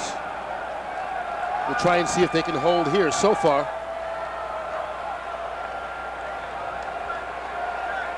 Kansas City needing the 30-yard line for the first. Heward hit as he throws, gets it off to Cruz, and Cruz picks up the first down and more. Out of the Viking territory, Cruz finally brought down from behind by Quincy Stewart, but after a pickup of 28. We get good pressure this time from Erasmus James from the backside of the screen, coming right here. Nice job, nice pass rush by James. A hit on Damon Heward that time, but Randall Smith on the outside missed the tackle. See Randall Smith right here, 57s. He goes for the ball. When you miss the ball sometimes, you know the man is able to go a long ways after the play. Quick pass to Jarris McIntyre. Adrian Ward wrestles him out of bounds. Just shy of the first down. And Ward's a guy who's caught the coach's attentions. Mike Tice talking to us about how the speedy kid has really had a good training camp so far. Seventh round pick out of UTEP, and he was the guy that they picked up with that 7th round pick they got in the Randy Moss trade. Yeah, a lot of people remember that Troy Williamson was the first pick and Napoleon Harris was thrown in there, but Adrian Ward was the 7th round pick. D. Brown picking up the first down. Here's what happened in the Randy Moss trade, Kurt. This is what the Vikings got in the trade. They got the 7th pick in the draft, which was the Raiders pick, which they took with Troy Williamson, the wide receiver, not playing tonight. They got Napoleon Harris, a linebacker, along with Adrian Ward. And then they also freed up a lot of money that they were able to go out and spend on free agents like Darren Sharper and Fred Smoot, along with Sam Cowart. So there are a lot of players involved with the loss of Randy Moss.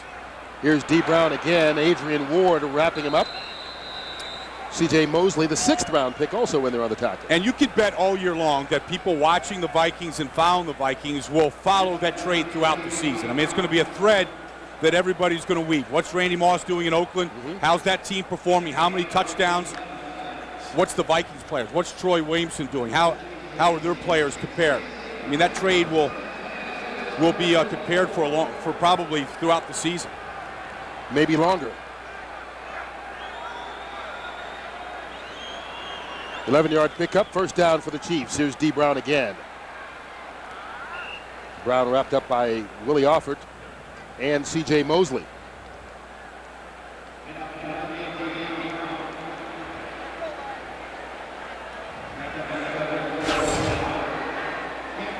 Here's a overhead sky cam view of this play right here. Good penetration inside by the Vikings, but to stop that and to get Willie Offord in the backfield.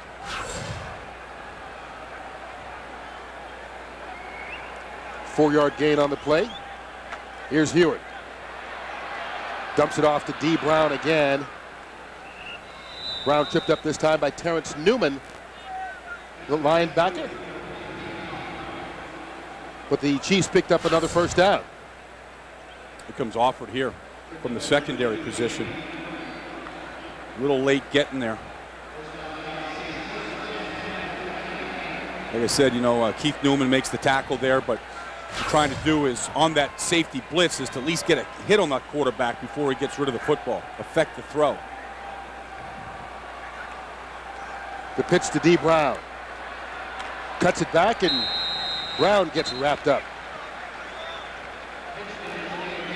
Eric Coleman, the rookie free agent out of Clemson, in there on the tackle. And Willie Offord is a young guy. I mean, he's in his 4th year right now, but with the depth added at safety for the Vikings this year, really needed to prove his worth coming out of camp. We saw that graphic there, Kurt, that no sacks by any defensive backs of the Vikings a year ago. That's guys not getting there on the blitz, and maybe afraid to blitz at times. I think this is going to be a heavy blitz team with the play they're going to get from the corners this year. Right over the middle, Chris Wilson, the intended receiver, and it was ripped away by Rod Davis. Rod Davis got it. Now the question is, did Wilson catch it first? The officials there to sort things out.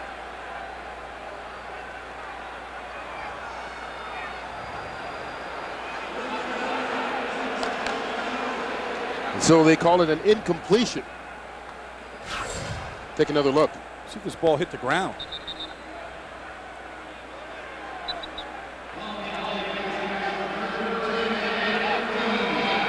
So I saw the ball bobble here. The ball's definitely loose.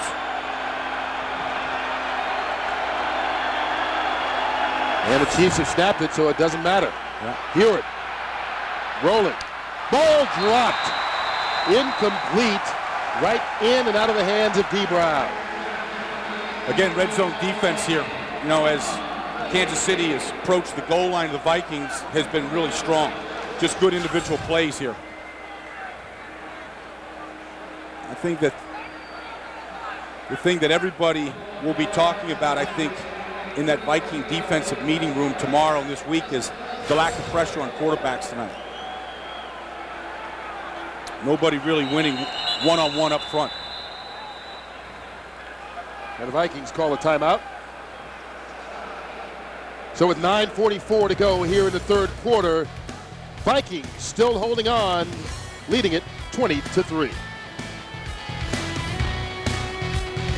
A timeout there on this field goal block because they've got 12 players on the field.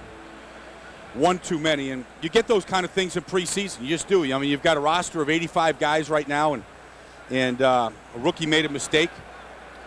Rusty Tillman doesn't like it. He's looking at his roster right there, making sure who's out there, who's not. Is it that hot down there? Rusty, look at it. Like Rusty's playing the game, huh? He's got a little lather going. Lawrence Tynes on to attempt this field goal from 29 yards away. He's already missed from 38 yards out. And this one goes through. Tynes' second field goal of the game is all that Kansas City has been able to muster so far on the scoreboard. It's still a 2-touchdown Viking lead.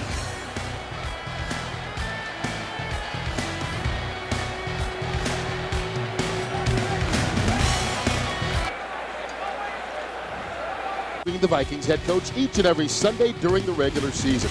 They'll break down each game and look ahead to the next contest on Sports Wrap with Mike Tice, debuting September 11th at 10:30 here on 5 Eyewitness News.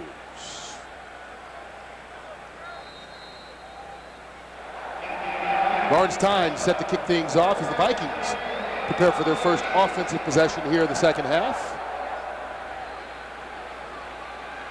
Keenan Howery from the goal line. Not going to get far as Howery's wrapped up, but penalty markers are down as well.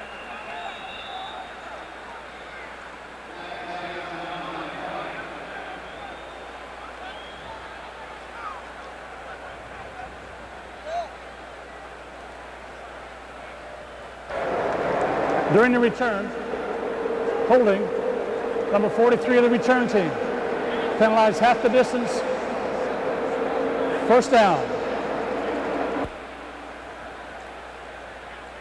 So the Vikings will be backed up after Heath Farwell gets caught with his hands outside the cookie jar.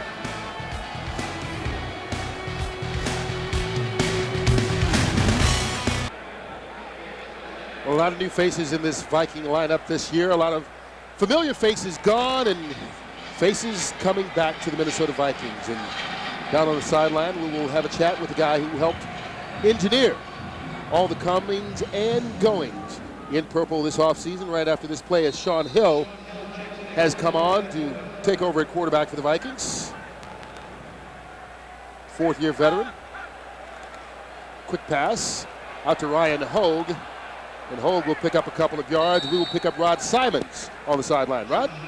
Thanks, fellas. We're down on the field with Rob Brzezinski, the architect of putting, at least from the front office staff, this team together. And you get your draft choices and you make some key additions on the free agent scene, and now we're all getting them together.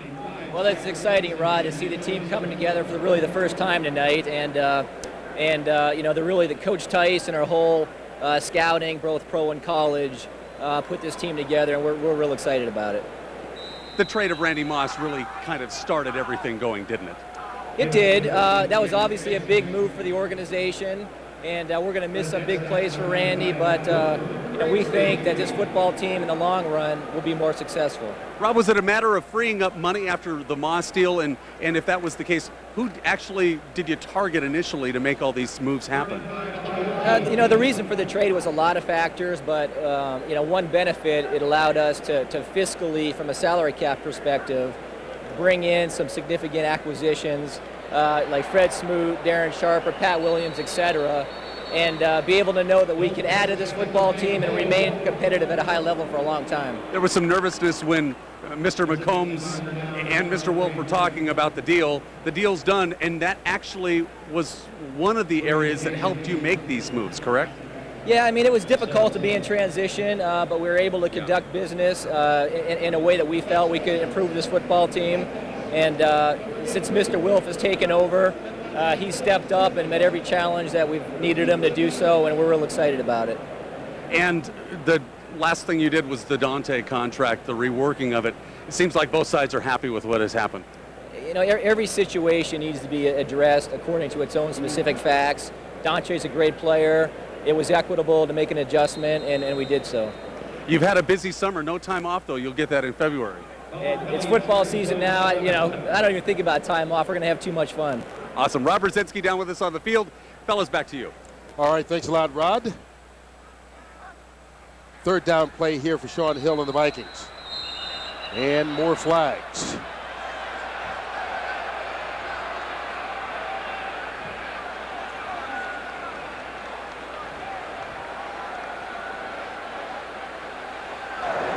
False start.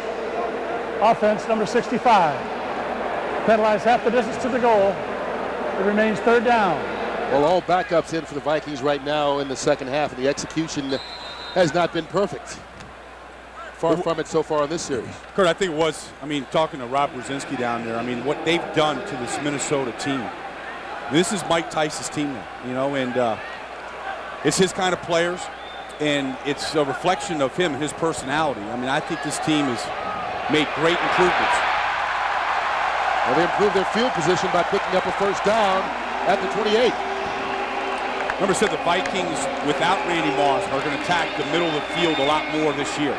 On that third and long right there, you saw an example of it. Sean Hill going over the middle of the field. They'll be using sideline to sideline the whole field this year in the passing game. 25-yard completion to Ryan Hogue and a first down for the Vikings. End around to Keenan Howard. Eric Warfield not fooled at all. For a guy like Sean Hill, when you're playing on a team with Dante Culpepper, as durable as he's been, as good as he is, and as much as he's improved, you're just not going to see a lot of time, if any. And so this is when Sean Hill has to get his reps, and you can measure, how much he's getting better. He had to go over to NFL Europe for a year, but he wants to hold this position. He's got a valuable position on his team this year, calling the plays into Dante, echoing the play from the sideline in there, seeing the field from the sideline. Well, that's not a good start. William Barty with the interception. And it's the first turnover of the ball game for the Vikings. Well, the danger with using the middle of the field is there's just a lot more bodies in the middle. That time Sean floated that ball and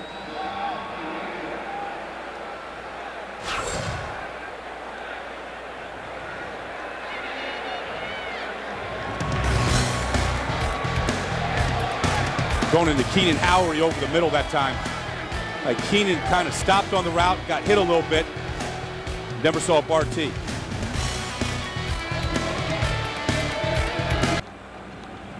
Six and a half minutes to go here in the third quarter.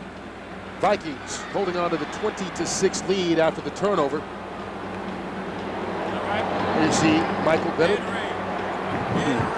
Is he working on a plug here? He's getting the... trying to get an endorsement deal? Getting the Salts back in his system after a couple of good series to start this game, sitting next to Big Pat Williams. A couple good personalities on the team right there. Two guys who always have a smile. Well, Randy Moss is a guy that kind of kept things loose out of training camp, and you miss Randy. Somebody else has to pick it up. I think Bennett and Pat Williams did a good job of that, breaking the monotony of camp. Here's D. Brown. Willie Alford making the tackle after his short pickup of about 3 yards on the play. This year, training camp, the weather's been kind of up and down. It started out really, really hot, and then it cooled off, and then it got warm again. And one difference is this year is that they've added this little pill where they can take the internal temperature of the players during the workouts. That's why some pill they got it inside your body, so they just come to you anytime. So the training staff can monitor just when the body temperature starts to heat up from inside, so they can try and cut off trouble before it happens rather than waiting for players to show physical signs of being overheated. Is that like telling if the turkey is cooked or not? How hot Something the like inside that. is? If it's rare, medium rare, well done inside? Ralph Brown on the tackle after the John Booth reception. But, it's something a couple of teams have used it around the league. The Philadelphia Eagles, the Jacksonville Jaguars, and much to the success of the training staffs that have picked that up. Well, what's happened is the guys have come in such good shape for years now, that the guys don't really listen to their bodies very well. They just push themselves right through the heat and end up collapsing out there sometimes. Here's D. Brown on 3rd and short. We'll see if he got the first down. Rod Davis right there on the tackle, and they needed to get this ball to the 27-yard line. They got it. First down, Chiefs, and Pat Williams doesn't care. He's out of the game right now. Told you, always smiling. You can tell who's out of the game, too. Yeah, absolutely. You can tell when this game is rolled over. up. Oh, yeah. That's a veteran move. When you're 9 years in the league, you're the key free agent. You're the center of the defense, center of the focus right now. See? They're all working on deals. No, but what you like there is, okay, that's Big Pat Williams next to Lance Johnstone, but he's already fit in. He's a new guy, but he's fit in. Ooh, there's a starting to stop. Wow. D. Brown put the brakes on. Randall Smith kept on driving. That wasn't the brake. That's the Jake brake. Jeez. Yeah. Watch that. Woof. Whoops. Randall Smith was like ready to make that tackle. He couldn't believe that somebody stopped and backed up like that.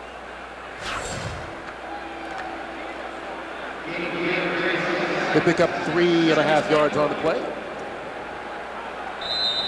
Chiefs call the timeout. They're first here in the second half. Timeout. Kansas City. They're first.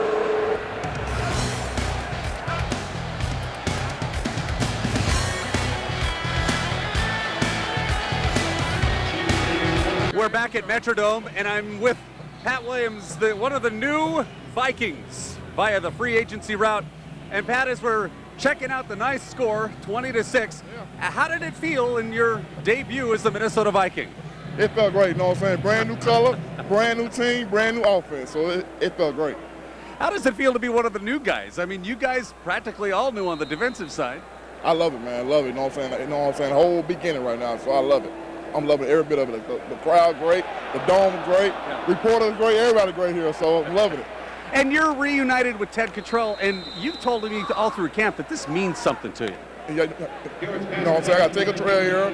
I got Antoine Whitfield, Ken Irvin, Keith Newman, so you know what I'm saying? Sam Cowell, so you know what I'm saying? I played with them guys, so it feels great, you know what I'm saying? I feel like home. What is it about Ted Cottrell's defense that makes you guys stand out, makes the team better? You know what I'm saying? Like, he's just angry. He just like to attack the ball, get off the field. Do not make Ted mad.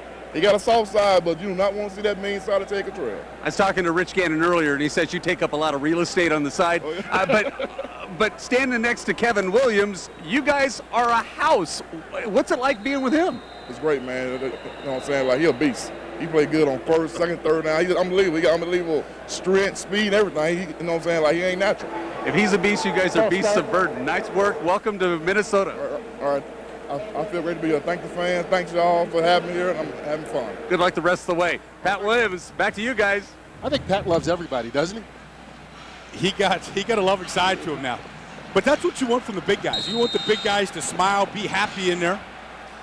I think they like him so much. Talking to Brian Baker, the defensive line coach, before the game, he says, here's a guy who still in his mind is a guy who was not drafted, who had to fight his way into a team, and still plays that way after 9 years in the National Football League. And movement there on the left side as John Booth took off too early. But, you know, talking about Pat Williams, I mean, everybody sees the big free agent pickup he was this year. But a lot of people forget he wasn't a starter in college. 5-yard penalty. It remains third down. Went to Texas A&M, was a backup there, did not get drafted. Went to Buffalo, was a backup his first 4 years before finally getting a chance to start and make the most of it. Well, sometimes, you know, when guys take the back door and they take the slow route, it's a lot more memorable. They remember where they came from. I think Pat's one of those guys. And as you can see, he's a big little kid, and you kind of like that playful side to him. Vikings defense has the Chiefs in another 3rd and long. Here comes Rhett. That incomplete. Ronnie Cruz, the intended receiver. Randall Smith right there with him. And pressure coming up the middle from Erasmus James. Erasmus James, again, coming from the side. He's played both the left and the right end tonight, and he's had a good debut here. Got a good quarterback hit this time. Here he is, Kurt, right on the outside. He's just coming around the outside. You know, I mean, he's just beating people's speed right now because that's what he knows. That's what he did at Wisconsin. Didn't get the hands down that time, but he's got some ability to work with. Here's a 51-yard field goal attempt from Lawrence Tynes. He got his leg into that one. No trouble whatsoever. 3 Lawrence Tynes field goals is all the Kansas City Chiefs have been able to muster tonight. And the Vikings still hold on to the lead, 20-9. Well, I think when this night is over and done, Kurt, I think a bright spot is going to be the play of Erasmus James, the #1 draft pick out of the University of Wisconsin. His head is shaved right now, but he almost had to shave it after the hazing, the harassment that he took from his teammates, his new teammates this week. It's been a rough week for him. He showed up Tuesday, his first practice, and after practice, what do?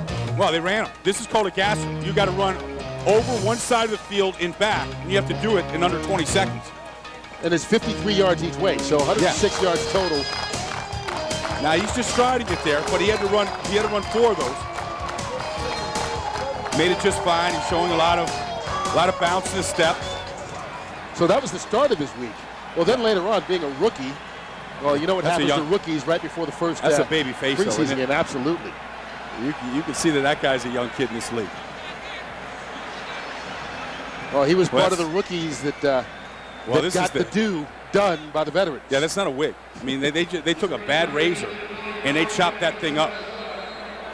I don't know what that look is. He wasn't alone, though, at least. But I tell you exactly what he did. As soon as he finished that, he went upstairs and got a razor and shaved the rest of it off.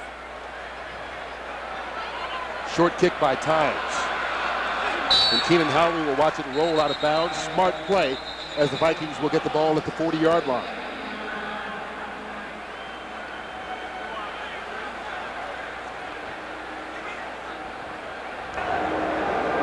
Kickoff out of bounds.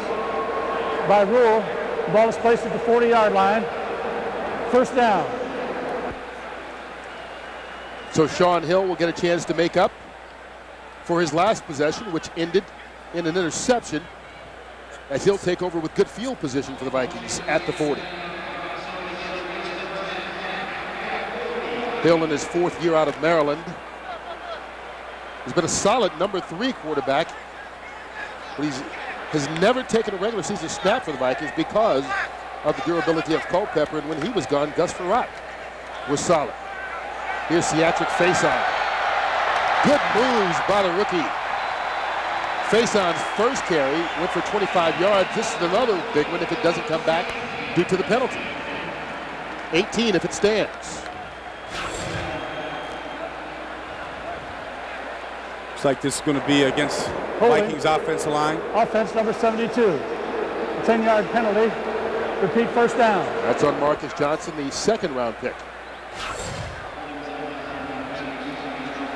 But that's about the 2nd or 3rd good cutback we've seen from Seatric Faison tonight. Something that he was accustomed to running in that Gator offense down at the University of Florida. Yeah, over 1,200 yards. That's the best season any Florida running back has had since Emmitt Smith back in the 1980s. Wow. Here's Hill. Dumps it off. That pass is caught by Richard Owens. You know, we talked about Faison in the year that he had last year as a junior at the University of Florida, exhibiting some of the moves we've seen tonight.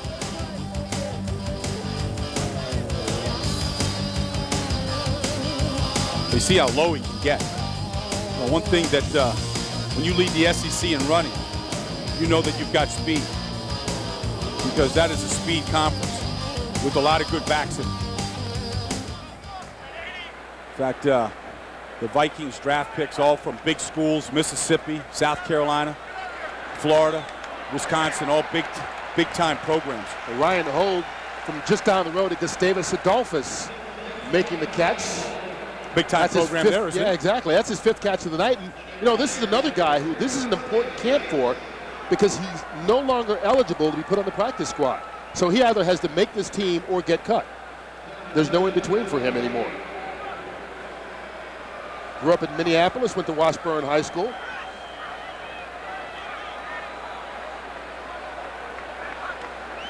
Third and short. Hill looking for help. Throws that one too low for Butchie Wallace. And the Vikings will have to punt. Didn't get a lot of guys to help Sean Hill out that time once he started scrambling. By that I mean, receivers coming back to the ball, trying to uncover, get into his vision so he can find somebody to dump the ball off to. Just the third punt of the night for the Vikings. Darren Bennett's first one went only 29 yards. He's got a little more room to work with this time. Chris Horn back deep for the Chiefs. Much better kick by Bennett. Horn makes the fair catch at the 11-yard line. 41 yards on the punt by Bennett. A couple new guys right there. Fred Smoot, new pickup for the Washington Redskins, hasn't had a chance to play yet, been dinged up a little bit. Had a problem with his neck and then a little knee contusion the other day, but should be fine next week. On the kicking team, number 43. Kansas City has elected the option to re-kick after a 5-yard penalty. Repeat, 4th down. All right, that's one of the new rules we talked about earlier this year. On a change of possession here, you will have the option. You can either have them add the 5 yards on from the point that you receive the ball, or you can back the kicking team up 5 yards and make them kick it again. Yeah.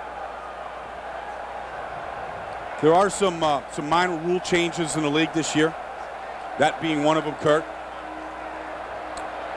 The horse collar tackle, of course, that was the tackle made popular by Roy Williams last year on the injury to Terrell Owens in that Dallas-Philadelphia matchup. We made it almost 4 quarters before saying Terrell Owens now. Don't break the streak, okay?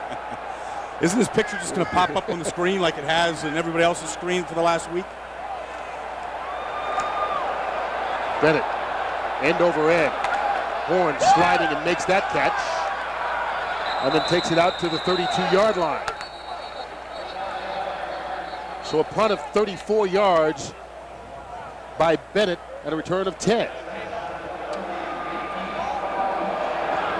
Sunday afternoon football comes early with Vikings Rewind. Watch the game again with fewer interruptions this Sunday at 3 on Channel 45. Does that mean they interrupt us or they edit us out a little bit? They just cut out the announcers, Kurt. Just show the plays. That's the best way to watch the game anyway. Yeah, just let the people do their own analysis. Crank up a little quiet riot and turn the game on, right? That's what they're playing in the stadium right now. You didn't think I actually came up with that on my own, did you? Well, I was going to say, is Quiet Riot, were they a one-hit wonder? Absolutely. Of course, they'll have a reality show any moment now. Here's Heward. That one almost picked off. Almost picked off, but it was thrown too far towards the sideline and out of bounds, intended for Richard Smith.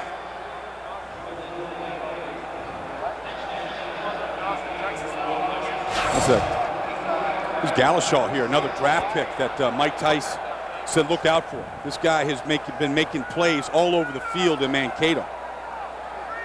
Well, Ronnie Galashaw, a rookie free agent out of Murray State. Those good hands right there. Job of staying with that football.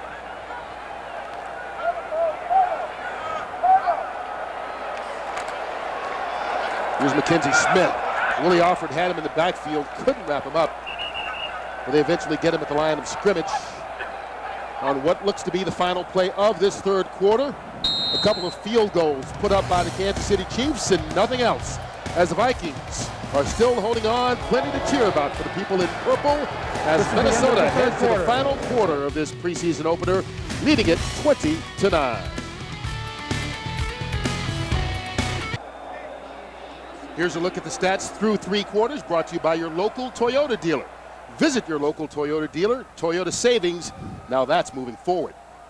Well, speaking of moving forward, the Vikings have moved into a new direction as far as team ownership goes. And joining us right now is the brand new owner of the Minnesota Vikings, Ziggy Wolf. First of all, congratulations on becoming the new owner of the Minnesota Vikings. Got to be a proud moment for you and your family. It certainly is, Kurt, and I appreciate you having me here so I can address everybody and tell them how excited my family is and the ownership group is for stewarding this great franchise forward. Now, I know it's just, part of a preseason game, but are you going to win them all like this? We're going to try to win them you're all, perfect that's for so far, sure. you know? Well, we're certainly going to try to win them all. Ziggy, tell us, you've been at this for a long time here. You've been a football fan your entire life, grew up watching the New York football Giants in New York, and just how this came about to come to Minnesota and now the owner of the Minnesota Vikings. Well, we were fortunate to have the opportunity to be able to be in a position to purchase the team, and when the opportunity came to be an owner of such a storied franchise, we were very fortunate to have the ability to do this deal. Well, I think one of the things that you did immediately that impressed a lot of people here was there's been a lot of talk about getting a new stadium, but you said, you know what, we wanted outdoors, get that cold element back in the Minnesota Viking football. Where did that idea come about? Well, through my experiences watching Giant games, I always felt that the enjoyment of watching a game outdoors carried for many years forward, and I think many of the fans here addressed those same concerns when I announced trying to get an open-air stadium, and many of them said that they were nostalgic about the past and the Purple People years and enjoying the outdoor experience with their families and the tailgating experience that came with that. So, and plus the fact, as I always stated, I felt that it was the traditional way of playing football outdoors, and that I think we could use it to our advantage in the future. Zig, I think the bigger statement about what you said about that stadium is the Vikings in their 45th year, and for the next 45 years, are going to be right here in Minnesota. Absolutely. We're going to be here in the Twin Cities area. This is the team. This is Minnesota's team, and it belongs to the fans. And I just am very honored to carry this, to lead the tradition forward of this great franchise.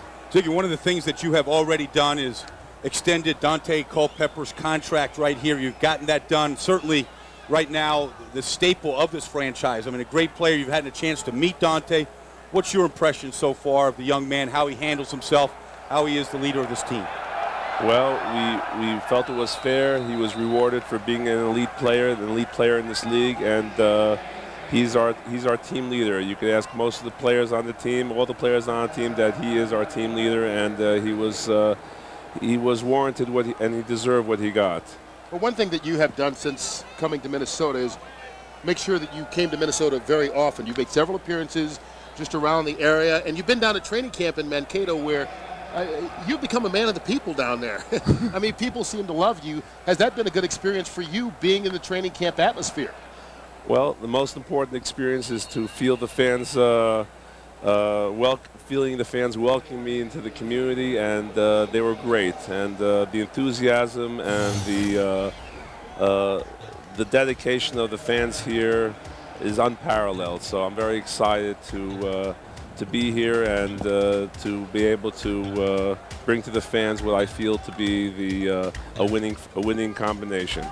Ziggy, this whole National Football League, it's a special fraternity. Only 32 owners out there. What's that been like? I mean, how have you been welcomed by the rest of the league, by the league office, the other teams? Yes, I have. It's been a wonderful experience to meet many of the owners. It was a very wonderful experience to be out in Canton, Ohio, see many of the players who I admired through my years, and it's been a wonderful experience, something that I'll always cherish. Well, let me ask you this. I mean, you come into the offseason, some of the moves had already begun. More were made at that point after you took over the team. But, you know, once the regular season starts, as an owner, do you look at your job is done? Are you still involved in the next processes? You know, and where do you see your role going from here for this regular season? I feel it's very important that the team and the fans see that I'm involved, and that they see the spirit come from the ownership, and that's very, very important for the team to follow a leader, be it myself, the coach, or the quarterback. I think we all have to set an example that they can follow so that we can keep on a winning tradition. That's the way we've run our business, and I want to carry that on to our football. Well, as we said, I know it's just part of a preseason game, but you're off to a good start here. You keep this ball rolling, then, heck, You think you were loved out at training camp. They'll give you your own parade. Forget the victory parade. You'll get yours by yourself. Ziggy, I want to have an entire closet of purple and gold ties to choose from every single week. Well, my wife picked this one out for me. You may have more than one by the time you get home, trust me. Thank you very much. All right, that's new Viking owner Ziggy Wilf joining us right here. First of all, we appreciate you taking the time out to join us, and good luck to you from this point on.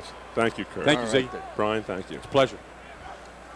Oh, he has definitely made a difference when you talk to players and coaches and staff just about the opportunities that he's given people and just the new freedom that they feel around a lot of things you've talked about already, upgrading the facilities at Winter Park in addition to giving them the money to do the offseason moves. Offense number 65, 5-yard penalty, remains third down. Well, I think the big thing, Kurt, is he has already made the moves here to build a new stadium. And you know, all that talk about Red McCombs trying to get that done for years, or always that threat that the Vikings could move. I mean, the Viking fans in their 45th year are a special franchise.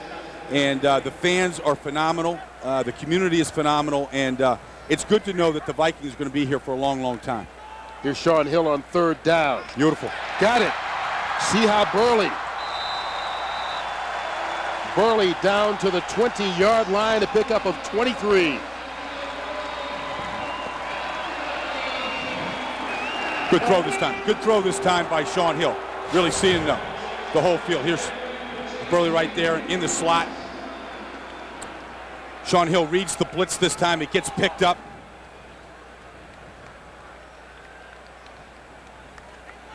Sean Hill now been in this offense for a number of years, so he sees the blitz come. He knows the safety's got to try to cover him. Good feel. Here's a handoff. Butchie Wallace. Wallace picks up 5 yards. Let's pick up Rod Simons again down on the sideline. Rod?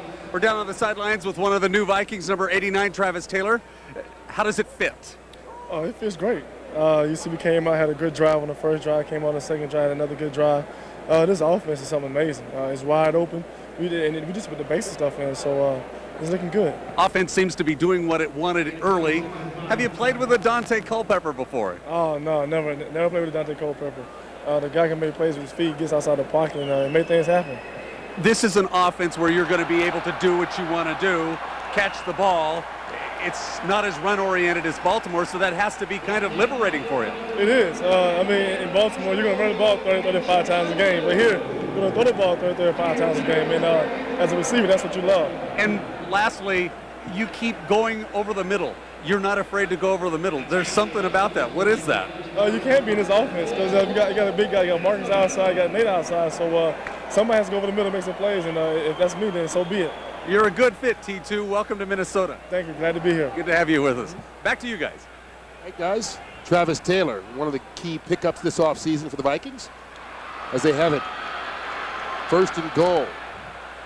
Adam Chinobi Echimandu on the carry.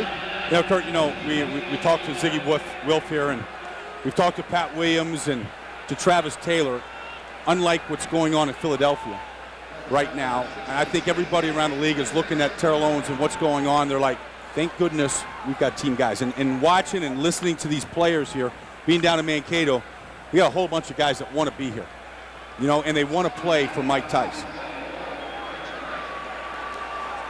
Second and goal. Echimandu again, bottled up right at the line of scrimmage and brought down in the backfield.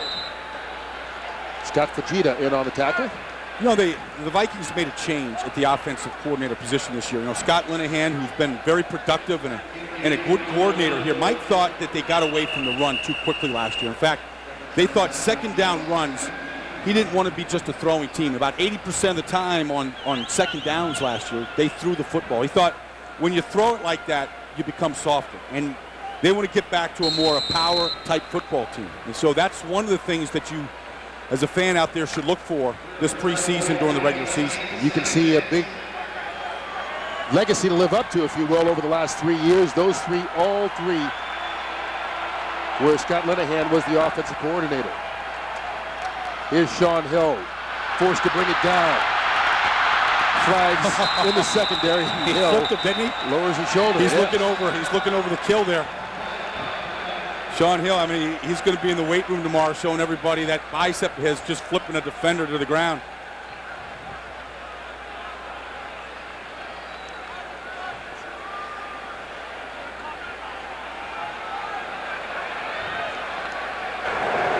Holding, defense number 43. Penalized half the distance to the goal from the out-of-bounds spot. First down. Those are the holds that kill a guy like Dick Vermeil there, because that's a third down hold here. Here it is on the outside. Now that's what they wanted to try to stop last year, enforcing that. It's a good call. Now watch Sean Hill at the end of this play. Sean Hill, he's looking over him like, did I really do that? Adam Chinobi Echamandu tries to dive forward. Didn't quite get there. You try saying that 3 times. I'm not going to do that. I was watching. Here's Echamandu coming out. I was watching the center that time. Anthony Herrera in the middle, who Mike Tice has said has really come a long, long way here in the last couple weeks at center. Well, he thinks they finally found a position for him. Herrera came in as a free agent last season, bounced around at the 2 guard positions, and now is working at center. They'll get to work on a 2nd and goal when we come back as the Vikings try to add to their lead. 7:11 left to go here in this opening preseason game at the Metrodome. Vikings have led it from start to finish, having scored on the opening possession, a 33-yard touchdown pass from Dante Culpepper to Nate Burleson, and now they try to add to it. It's 2nd and goal from the 1-yard line. Up, but did he get over is the question. Nobody is signaling touchdown, Kurt. Signaling third down here. Pretty definitive about that. And Ciatric Faison did not get in. You got a good block. Good block. Inside that time from Brandon Newton, the right guard. Got his man back in the end zone. They'll try it again. This time he doesn't leave his feet and gets into the end zone.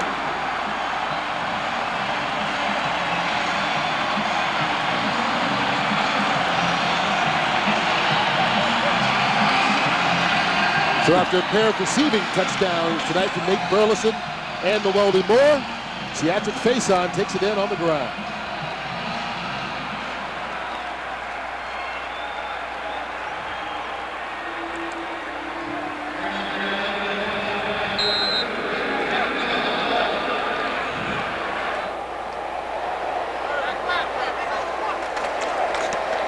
Aaron Ellen's extra point goes through, and the Vikings extend that lead to 27-9.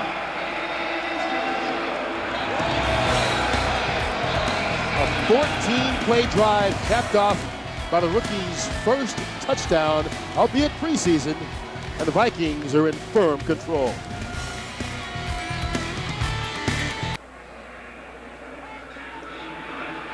Well, happy birthday to that young man down there, Matt Peltier, who's holding one of the microphones for us on the sideline, celebrating his 20th birthday. That's called a parade.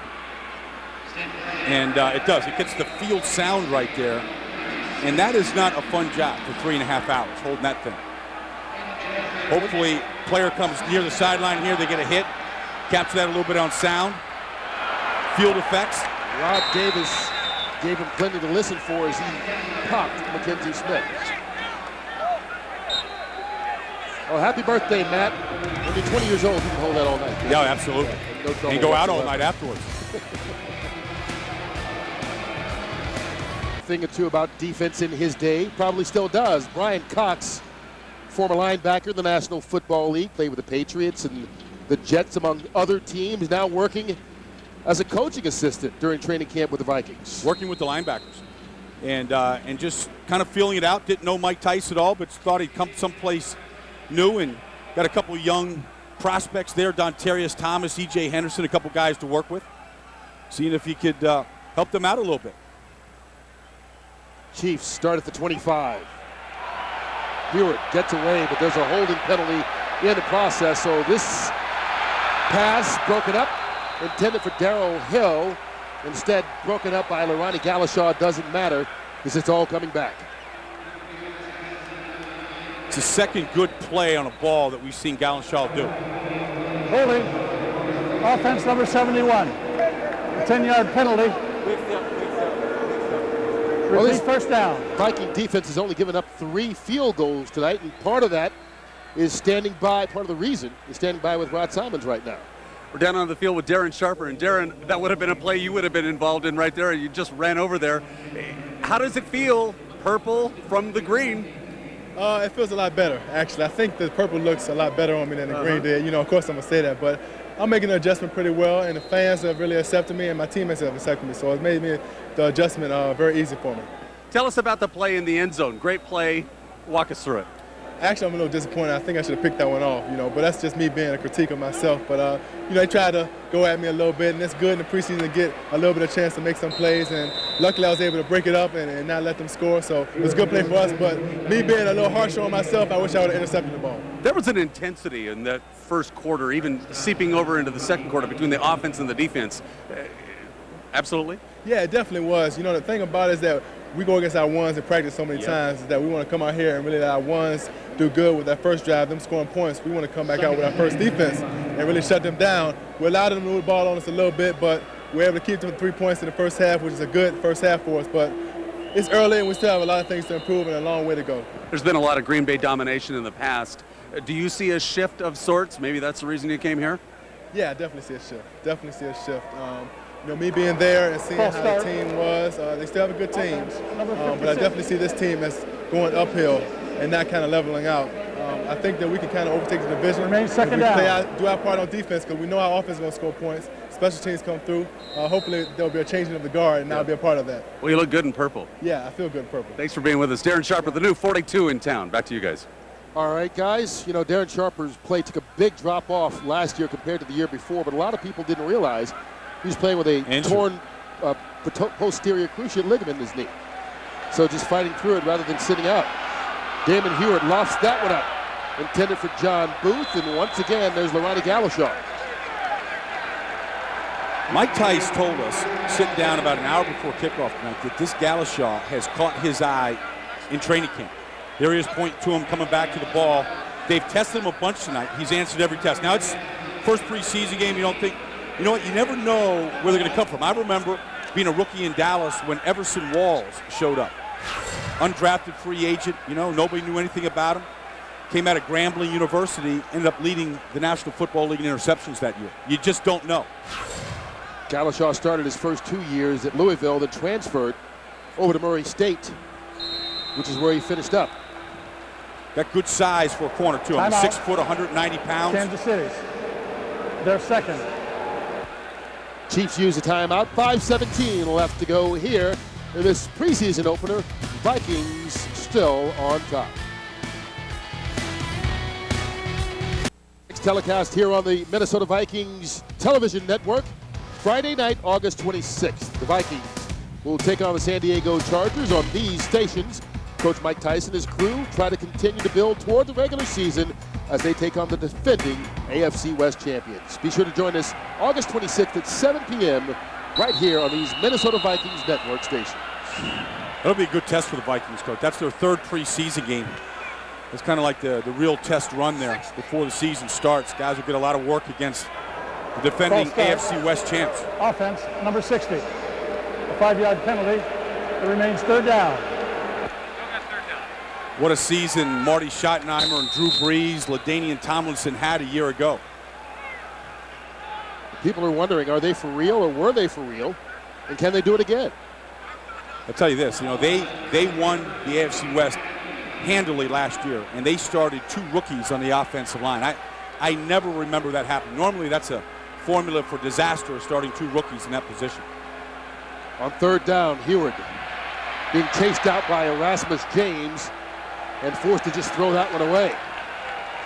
Here's what I see, Kurt. I see 3 young guys tonight really stepping up all over the field. One is Erasmus James, Rod Smith at linebacker, and Lonnie Galashaw on the corner. I mean, those 3 guys have showed up in our screen a bunch here tonight. We've called their names, we've talked about them, they've influenced good plays. We want the young guys to provide energy and enthusiasm out there on the field.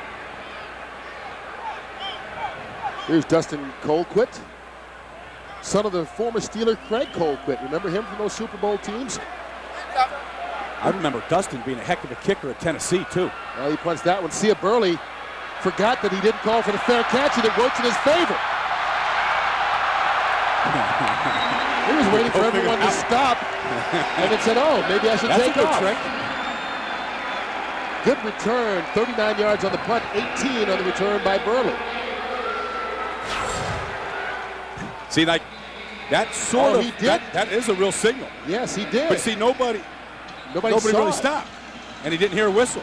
So that's a smart play in his part. And I think the officials blew it. I think they should have killed it right there. I mean, that's what the entire Kansas City coaching staff, which consists of 20 coaches, are all screaming on the other side of the field. You believe that, Kurt? They're up to 20 coaches now in Kansas City. They can almost field an offense and a defense. Yeah, he did call for the fair catch. Yeah. Well, now, if they didn't blow the whistle, they can't penalize him. The ruling on the field is that there was a fair catch signal. The ball is dead at the spot of the catch at the 48-yard line. First down, Minnesota. That's the correct call, because if you run with it after making the fair catch, you can be penalized. But if they didn't blow the whistle, that's their mistake, so no penalty. Well, he also fair caught it here. Here's the fair catch signal coming right now. Put the hand up. There's the signal. And I think he's kind of embarrassed that there was that much space between a defender. Normally you fair catch because you feel pressure. Number 38 is reporting as center for the remainder of the game. Sean Lynch wearing number 38 for the Vikings this season. Normally a center, just wearing an odd number. John Bowenkamp now in the game at quarterback for the Vikings. Bowenkamp. Uh-oh. That's not the start you want. Zach Vill with the sack. Well, immediately following tonight's Vikings telecast, stay tuned for Eyewitness News with Cindy Brucato. Tonight, they'll have a special visit to the Glen Sheen Mansion. Stay tuned for 5 Eyewitness News as soon as we are done here at the Metrodome. Kurt, what do you think they're going to reveal in the secret? What do you hear about that? You have to tune into Eyewitness News to find out. You got any kind of a lead? Can you tease them a little bit? Well, it was the scene of a grisly murder in 1977. Okay. Nice. Butchie Wallace stacked up by Gary Stills after a pickup of about 4 yards. You know, John Bowenkamp's now in at quarterback. He's a rookie free agent out of North Dakota, and this guy has to be living the dream. I mean, he grew up in Lakeville, Minnesota, right outside Minneapolis here, and then got married this offseason. You know, his wife, a former Dallas Cowboy cheerleader. And now he's playing for the team he ended up growing, grew up rooting for. You marry a Dallas Cowboy cheerleader and get to play for your hometown team. It's not a bad season. Let me tell you something about his hometown of Lakeville, Minnesota, Kurt. You probably don't know this, but there's a run. Lakeville, Minnesota was originally the site of where the stadium was going to be. When they were trying to decide whether they were going to put it downtown or in the suburbs was going to be Lakeville. Just giving you a little Minnesota Viking history here in their 45th year. During the run, holding defense number 60. A 5-yard penalty from the dead ball spot and a first down. So the Vikings keep moving the ball now in Kansas City territory. And, you know, we were talking with Ziggy Wolf about the new stadium. I want to know, he says he's going to build it, outdoor, have the elements. Last time there was an outdoor stadium here, I mean, you sold concessions. So does that mean that you will go back to your days selling of selling concessions? Yeah, selling soda. That's a 17-year-old job. You know, I mean, that's something for a kid. But I did enjoy selling ice cold pops out there. My first taste of professional football. Adam Chinobi Echimandu on the carry. My favorite Viking saying of all time was one that Joe Kapp came up with in 1970. It was 40 for 60 for 7. 40 men for 60 minutes for 1970. You know, and that was a winning team. Was that the year you were working in the stands? No, that was before my time. But I mean, I was that little 10-year-old kid that was worshiping the purple and gold at that time. I was watching Richie Gannon's father-in-law, Bill Brown, run the football for the Vikings in that year. Here's a second down play. Echimandu. Bottled up by Shenard Hartz. Let's check in with Rod Simons again on the sideline with a special guest. Rod? We're down on the field with 85, Jermaine Wiggins. And how'd you play? I played well. There's some things that I could do better, but, it's the first game out, getting the kinks out, getting the rust off, but, I felt good out there, and I could have played the whole game, but, I'm looking forward to next week. Did you ever imagine being a Viking last year with Randy Moss on the team and leading the team in receptions? No, I never thought that, but I know in this business anything's possible. You just got to go out there, and when you go out there and you work hard, good things are going to happen, and that's what I did. Randy went down, and I just, I was willing to take more of the load on, so, and that's what I'm willing to do this year. I want to carry more of the load. This team seems to be far more relaxed just because everybody seems to be back. You got Kleinsasser back, Rosenthal, you're playing well again. It seems like everybody's in sync. Oh, yeah, definitely. Having Jimmy and Rosie back is definitely going to help us out in the running game. The wide receivers we got with the addition of Travis, Nate, Marcus, and obviously Dante, Michael Bennett, Mo. But we're comfortable. We've had a great training camp, and we just want to keep going out there and keep doing what we've been doing. Dante looks in mid-season form. Oh yeah, Dante looks good. That's Dante. Dante's always ready to go. So he's a great quarterback. Well, I saw you guys over there practicing some kind of touchdown dance, so I'll let you get back to that. Jermaine, thanks for being with us. Thank you. Yep. 85, Jermaine Wiggins. Back to you guys. All right, well, he talked about how hard they're working, and Marcus is back. That's an accent, huh? Where do you think he's from? You don't think he's from Boston, do you? Not only is he from Boston, but, the Red Sox were in town. He checked them out when they were here. Huge Red Sox fan. I'm sure he was in tears last October when the Red Sox broke the curse. And that's what the Vikings are going to try to do this year. Break a curse and win a Super Bowl. 0 for 4. They like to just get back there.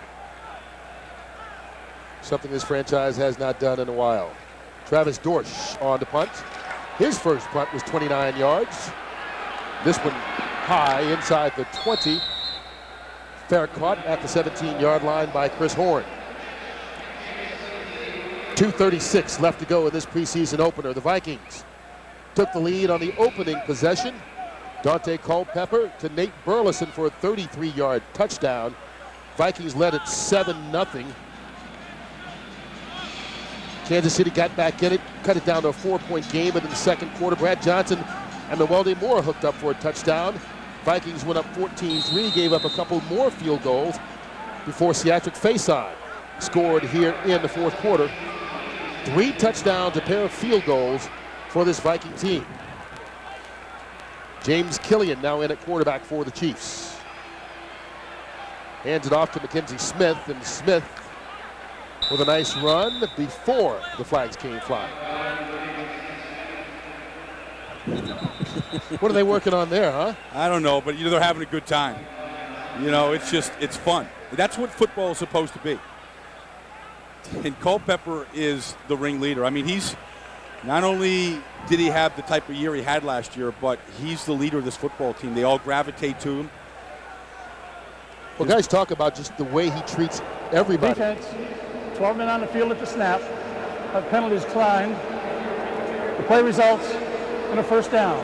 A lot of guys will have friends and they'll go out to dinner with him, but Dante invites all the players over to his house. Young guys, old guys, veterans, free agents, it doesn't matter. Treats everybody the same, which is why he's so well respected. It's important. It's important at that position that the guys want to follow you and be around you. Here's Mackenzie Smith running the ball out to the 40-yard line before being stopped by Quincy Stewart.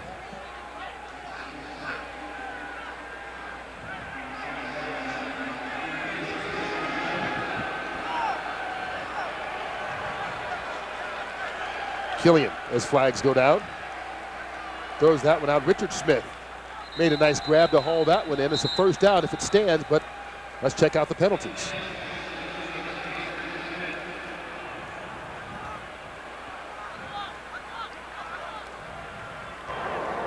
Offside. Defense, number 92, lined up in the neutral zone at the snap. That penalty is declined. The play results in a first down. As we stand here and we watch Dante and the guys on the sideline, and reminded about being down in Minnesota, and just about how relaxed this team is down in Mankato, here at the Metrodome. It doesn't matter. This group is enjoying itself right now. Final 2 minutes here at the Metrodome. Vikings have led this one from the beginning and hold on 27-9 right now as the Chiefs try and get at least one touchdown before they get out of here. No more Moss. I guess no Moss. Kids have made the switch. That one's incomplete. Ronnie Galashaw right there almost had the pick. Well, our play of the game brought to you by Dairy Queen. Stop at the DQ and try the new chili lime chicken strip basket. Top it off with a double fudge cookie dough blizzard, available for limited time only. DQ, something different today. And it's the opening possession and the opening touchdown of this preseason campaign. Culpepper to Burleson, 33 yards and 7 points. What do you think they were saying in Kansas City, Kurt, when that happened? After that revamped defense, all the money they spent in the offseason, bringing in Sammy Knight and Patrick Surtain, and Vikings ripped right through them. Well, that was a good play by Erasmus James just there, who's having a good game deflecting that ball. And you take a look around, you see that the fans, and look, I think some things have been laid at the doorstep of Randy Moss, maybe a little bit too much, but there's absolutely no question that there's a totally different atmosphere around this team this year than in years past. I think, that everybody has said, all right, we tried it for 7 years with Randy, and we never won a Super Bowl, never got to one. Let's try it without him. Here's Killian being chased. Brought down. David Bamiro, right behind him, has forced him to get rid of that football before he wanted to.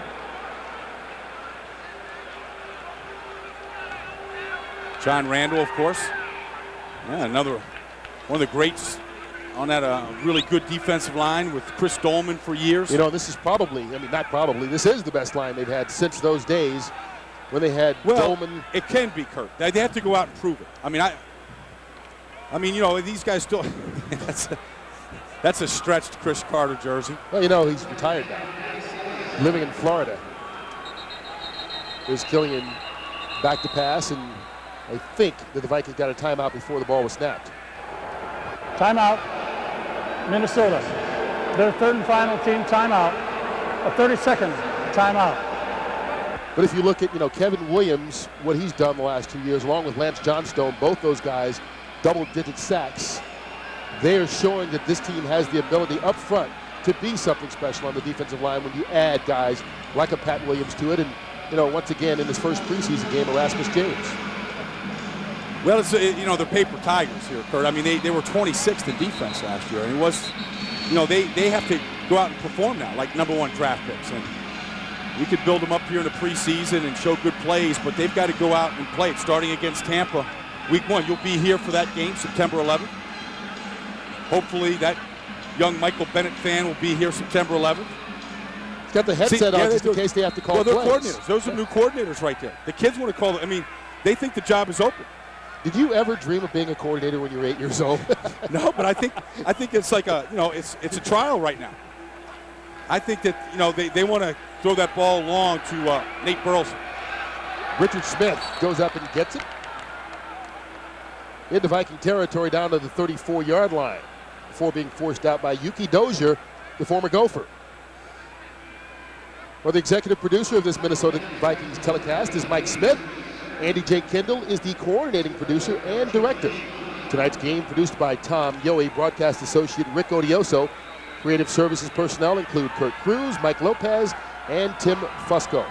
Thanks to Jeff Nelson and Kimball Bergman here in the booth for all of their help throughout this game. And here's Mackenzie Smith not getting far.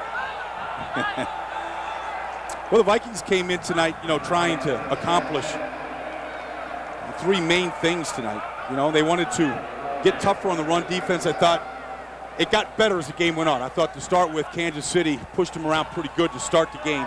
They wanted to get the ball to the different wide receivers, and I thought they did. Nate Burleson, of course, opening drive, got the touchdown. Then special teams I thought was good. Field goals were excellent tonight. Some good coverage.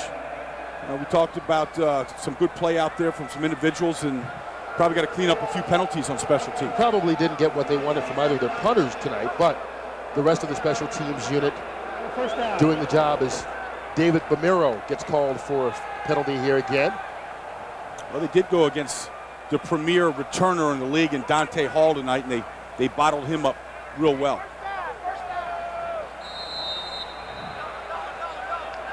Well, the reserves in there for the Vikings will do their best to keep the Kansas City Chiefs out of the end zone. They haven't gotten there all night, but right now they're staring at a first down from the 17-yard line. Here's Killian, dumping it off to Mackenzie Smith. There's some popping going on down there as Smith keeps on fighting. Russian Jones made the tackle, but Smith going to be out near a first down.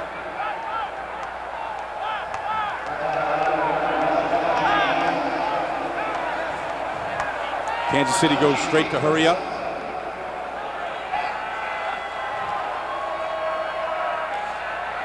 Killian rolling. Can't find a receiver and just gets rid of that football. There's a souvenir. Somebody in the stands is happy. Yeah, it's worth sticking around to the end of the game. See that? There's a good completion. And you can't have a completion. Oh, they flipped that one back, huh? No fight for that. There's a late flag down. Personal foul, roughing the passer, defense number 91. Penalize half the distance to the goal. Oh, there's a good catch. First down. There's a good catch in traffic right there. He was the aggressor, went after that. Yeah, and see, you can't have a catch like that without getting some high fives from all the fans around. Here's the late hit. Earl Cochran called. Just a shove there at the end. First and goal inside the 5. Ooh, broken up nicely. Yuki Dozier. And he gets a nice hand, the Minnesota Golden Gopher. Familiar with this building. That end zone, defending it. Good break on the ball here. A way to lay out that time. He had to lay out in order to stop that completion. Good effort. Oh boy. It was nice when you come back into the stadium that you played your college ball in. Gopher's going to have a good offensive team here this year. Here's Killian. Tucks and runs. Gets a block, goes up and holds on. Yeah. Well, he sacrificed for that one, but he got the touchdown. Those lumps that he just took on that dive will feel good tomorrow. It's all about production for quarterbacks, and you get the ball in the end zone like that, it's a good feeling.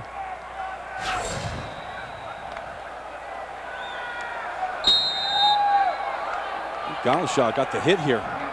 Yeah. Irani again gets into the play. Gets a good hit a little bit late, but he's still got his body in there. Lawrence Tynes gets the extra point. And Kansas City gets his first touchdown of the game, but it's far too late as they are still down by 11. Vikings defense helping them out, 29 yards in penalties on that drive, and you know, that's exactly what Mike Tice probably wants in this game. A little sloppiness, so it gives him the incentive to get their attention. Kurt, he has all the incentive in the world. He's the coach, and he's like the biggest guy out there. He's going to kick their butts down in Mankato, get the most out of training camp, get themselves ready to go visit the New York Jets in New York this weekend. We'll take on the Jets 1 week from tonight. Yeah. Our next telecast 2 weeks from tonight, right here from the Metrodome as the San Diego Chargers come in, and then the Vikings wrap up the preseason out in Seattle on Friday night, September 2nd. You notice anything about that schedule there, Kurt?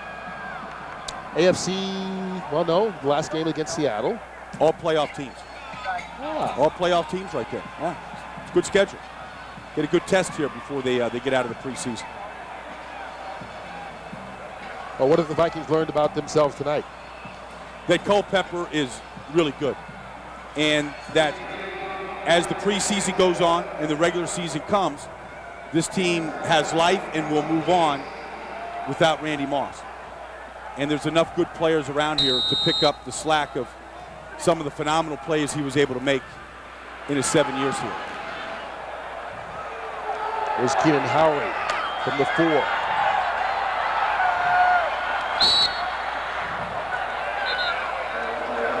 So it'll be time to come out and take a knee for John Bowenkamp and the Minnesota Viking offense. Dante Culpepper 5 for 6 for 84 yards led the team to a touchdown and was perfect on the opening drive of the ball game. Brad Johnson also threw a touchdown pass in backup duty tonight. Seatric Faison, the 4th-round pick out of Florida, ran for a touchdown as well for Minnesota. And the defense held Kansas City up until that final drive when penalties helped them out. And the Vikings will get the victory in this preseason opener, 27-16 the final over the Kansas City Chiefs. Kirk, they got out of here, I think, without any injuries, certainly anything major. That's always a good thing. Ted Cottrell was able to get a lot of his new players out there on the field, and get some good work in. The offense was very sharp to start tonight. And they'll get ready to take a day off tomorrow and get ready to have a good week down in Mankato, get ready for the Jets, because it's still early. I mean, they've been out there for about 12 days so far, Kirk. So not a bad performance for 12 days of work.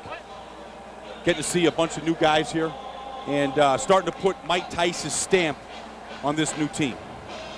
So a good start to the preseason campaign as the Vikings are now 1-0 in the preseason after the 27-16 victory over the Kansas City Chiefs. As you said, next Friday night they will be in New York to take on the Jets. Our next telecast here on the Minnesota Vikings Network 2 weeks from tonight as the San Diego Chargers come in here to the Metrodome to face the Vikings. 27-16, once again our final. The Vikings beat the Chiefs. For my partner Brian Baldinger and the rest of our Vikings preseason crew, I'm Kurt Menefee saying so long. We'll see you again in 2 weeks.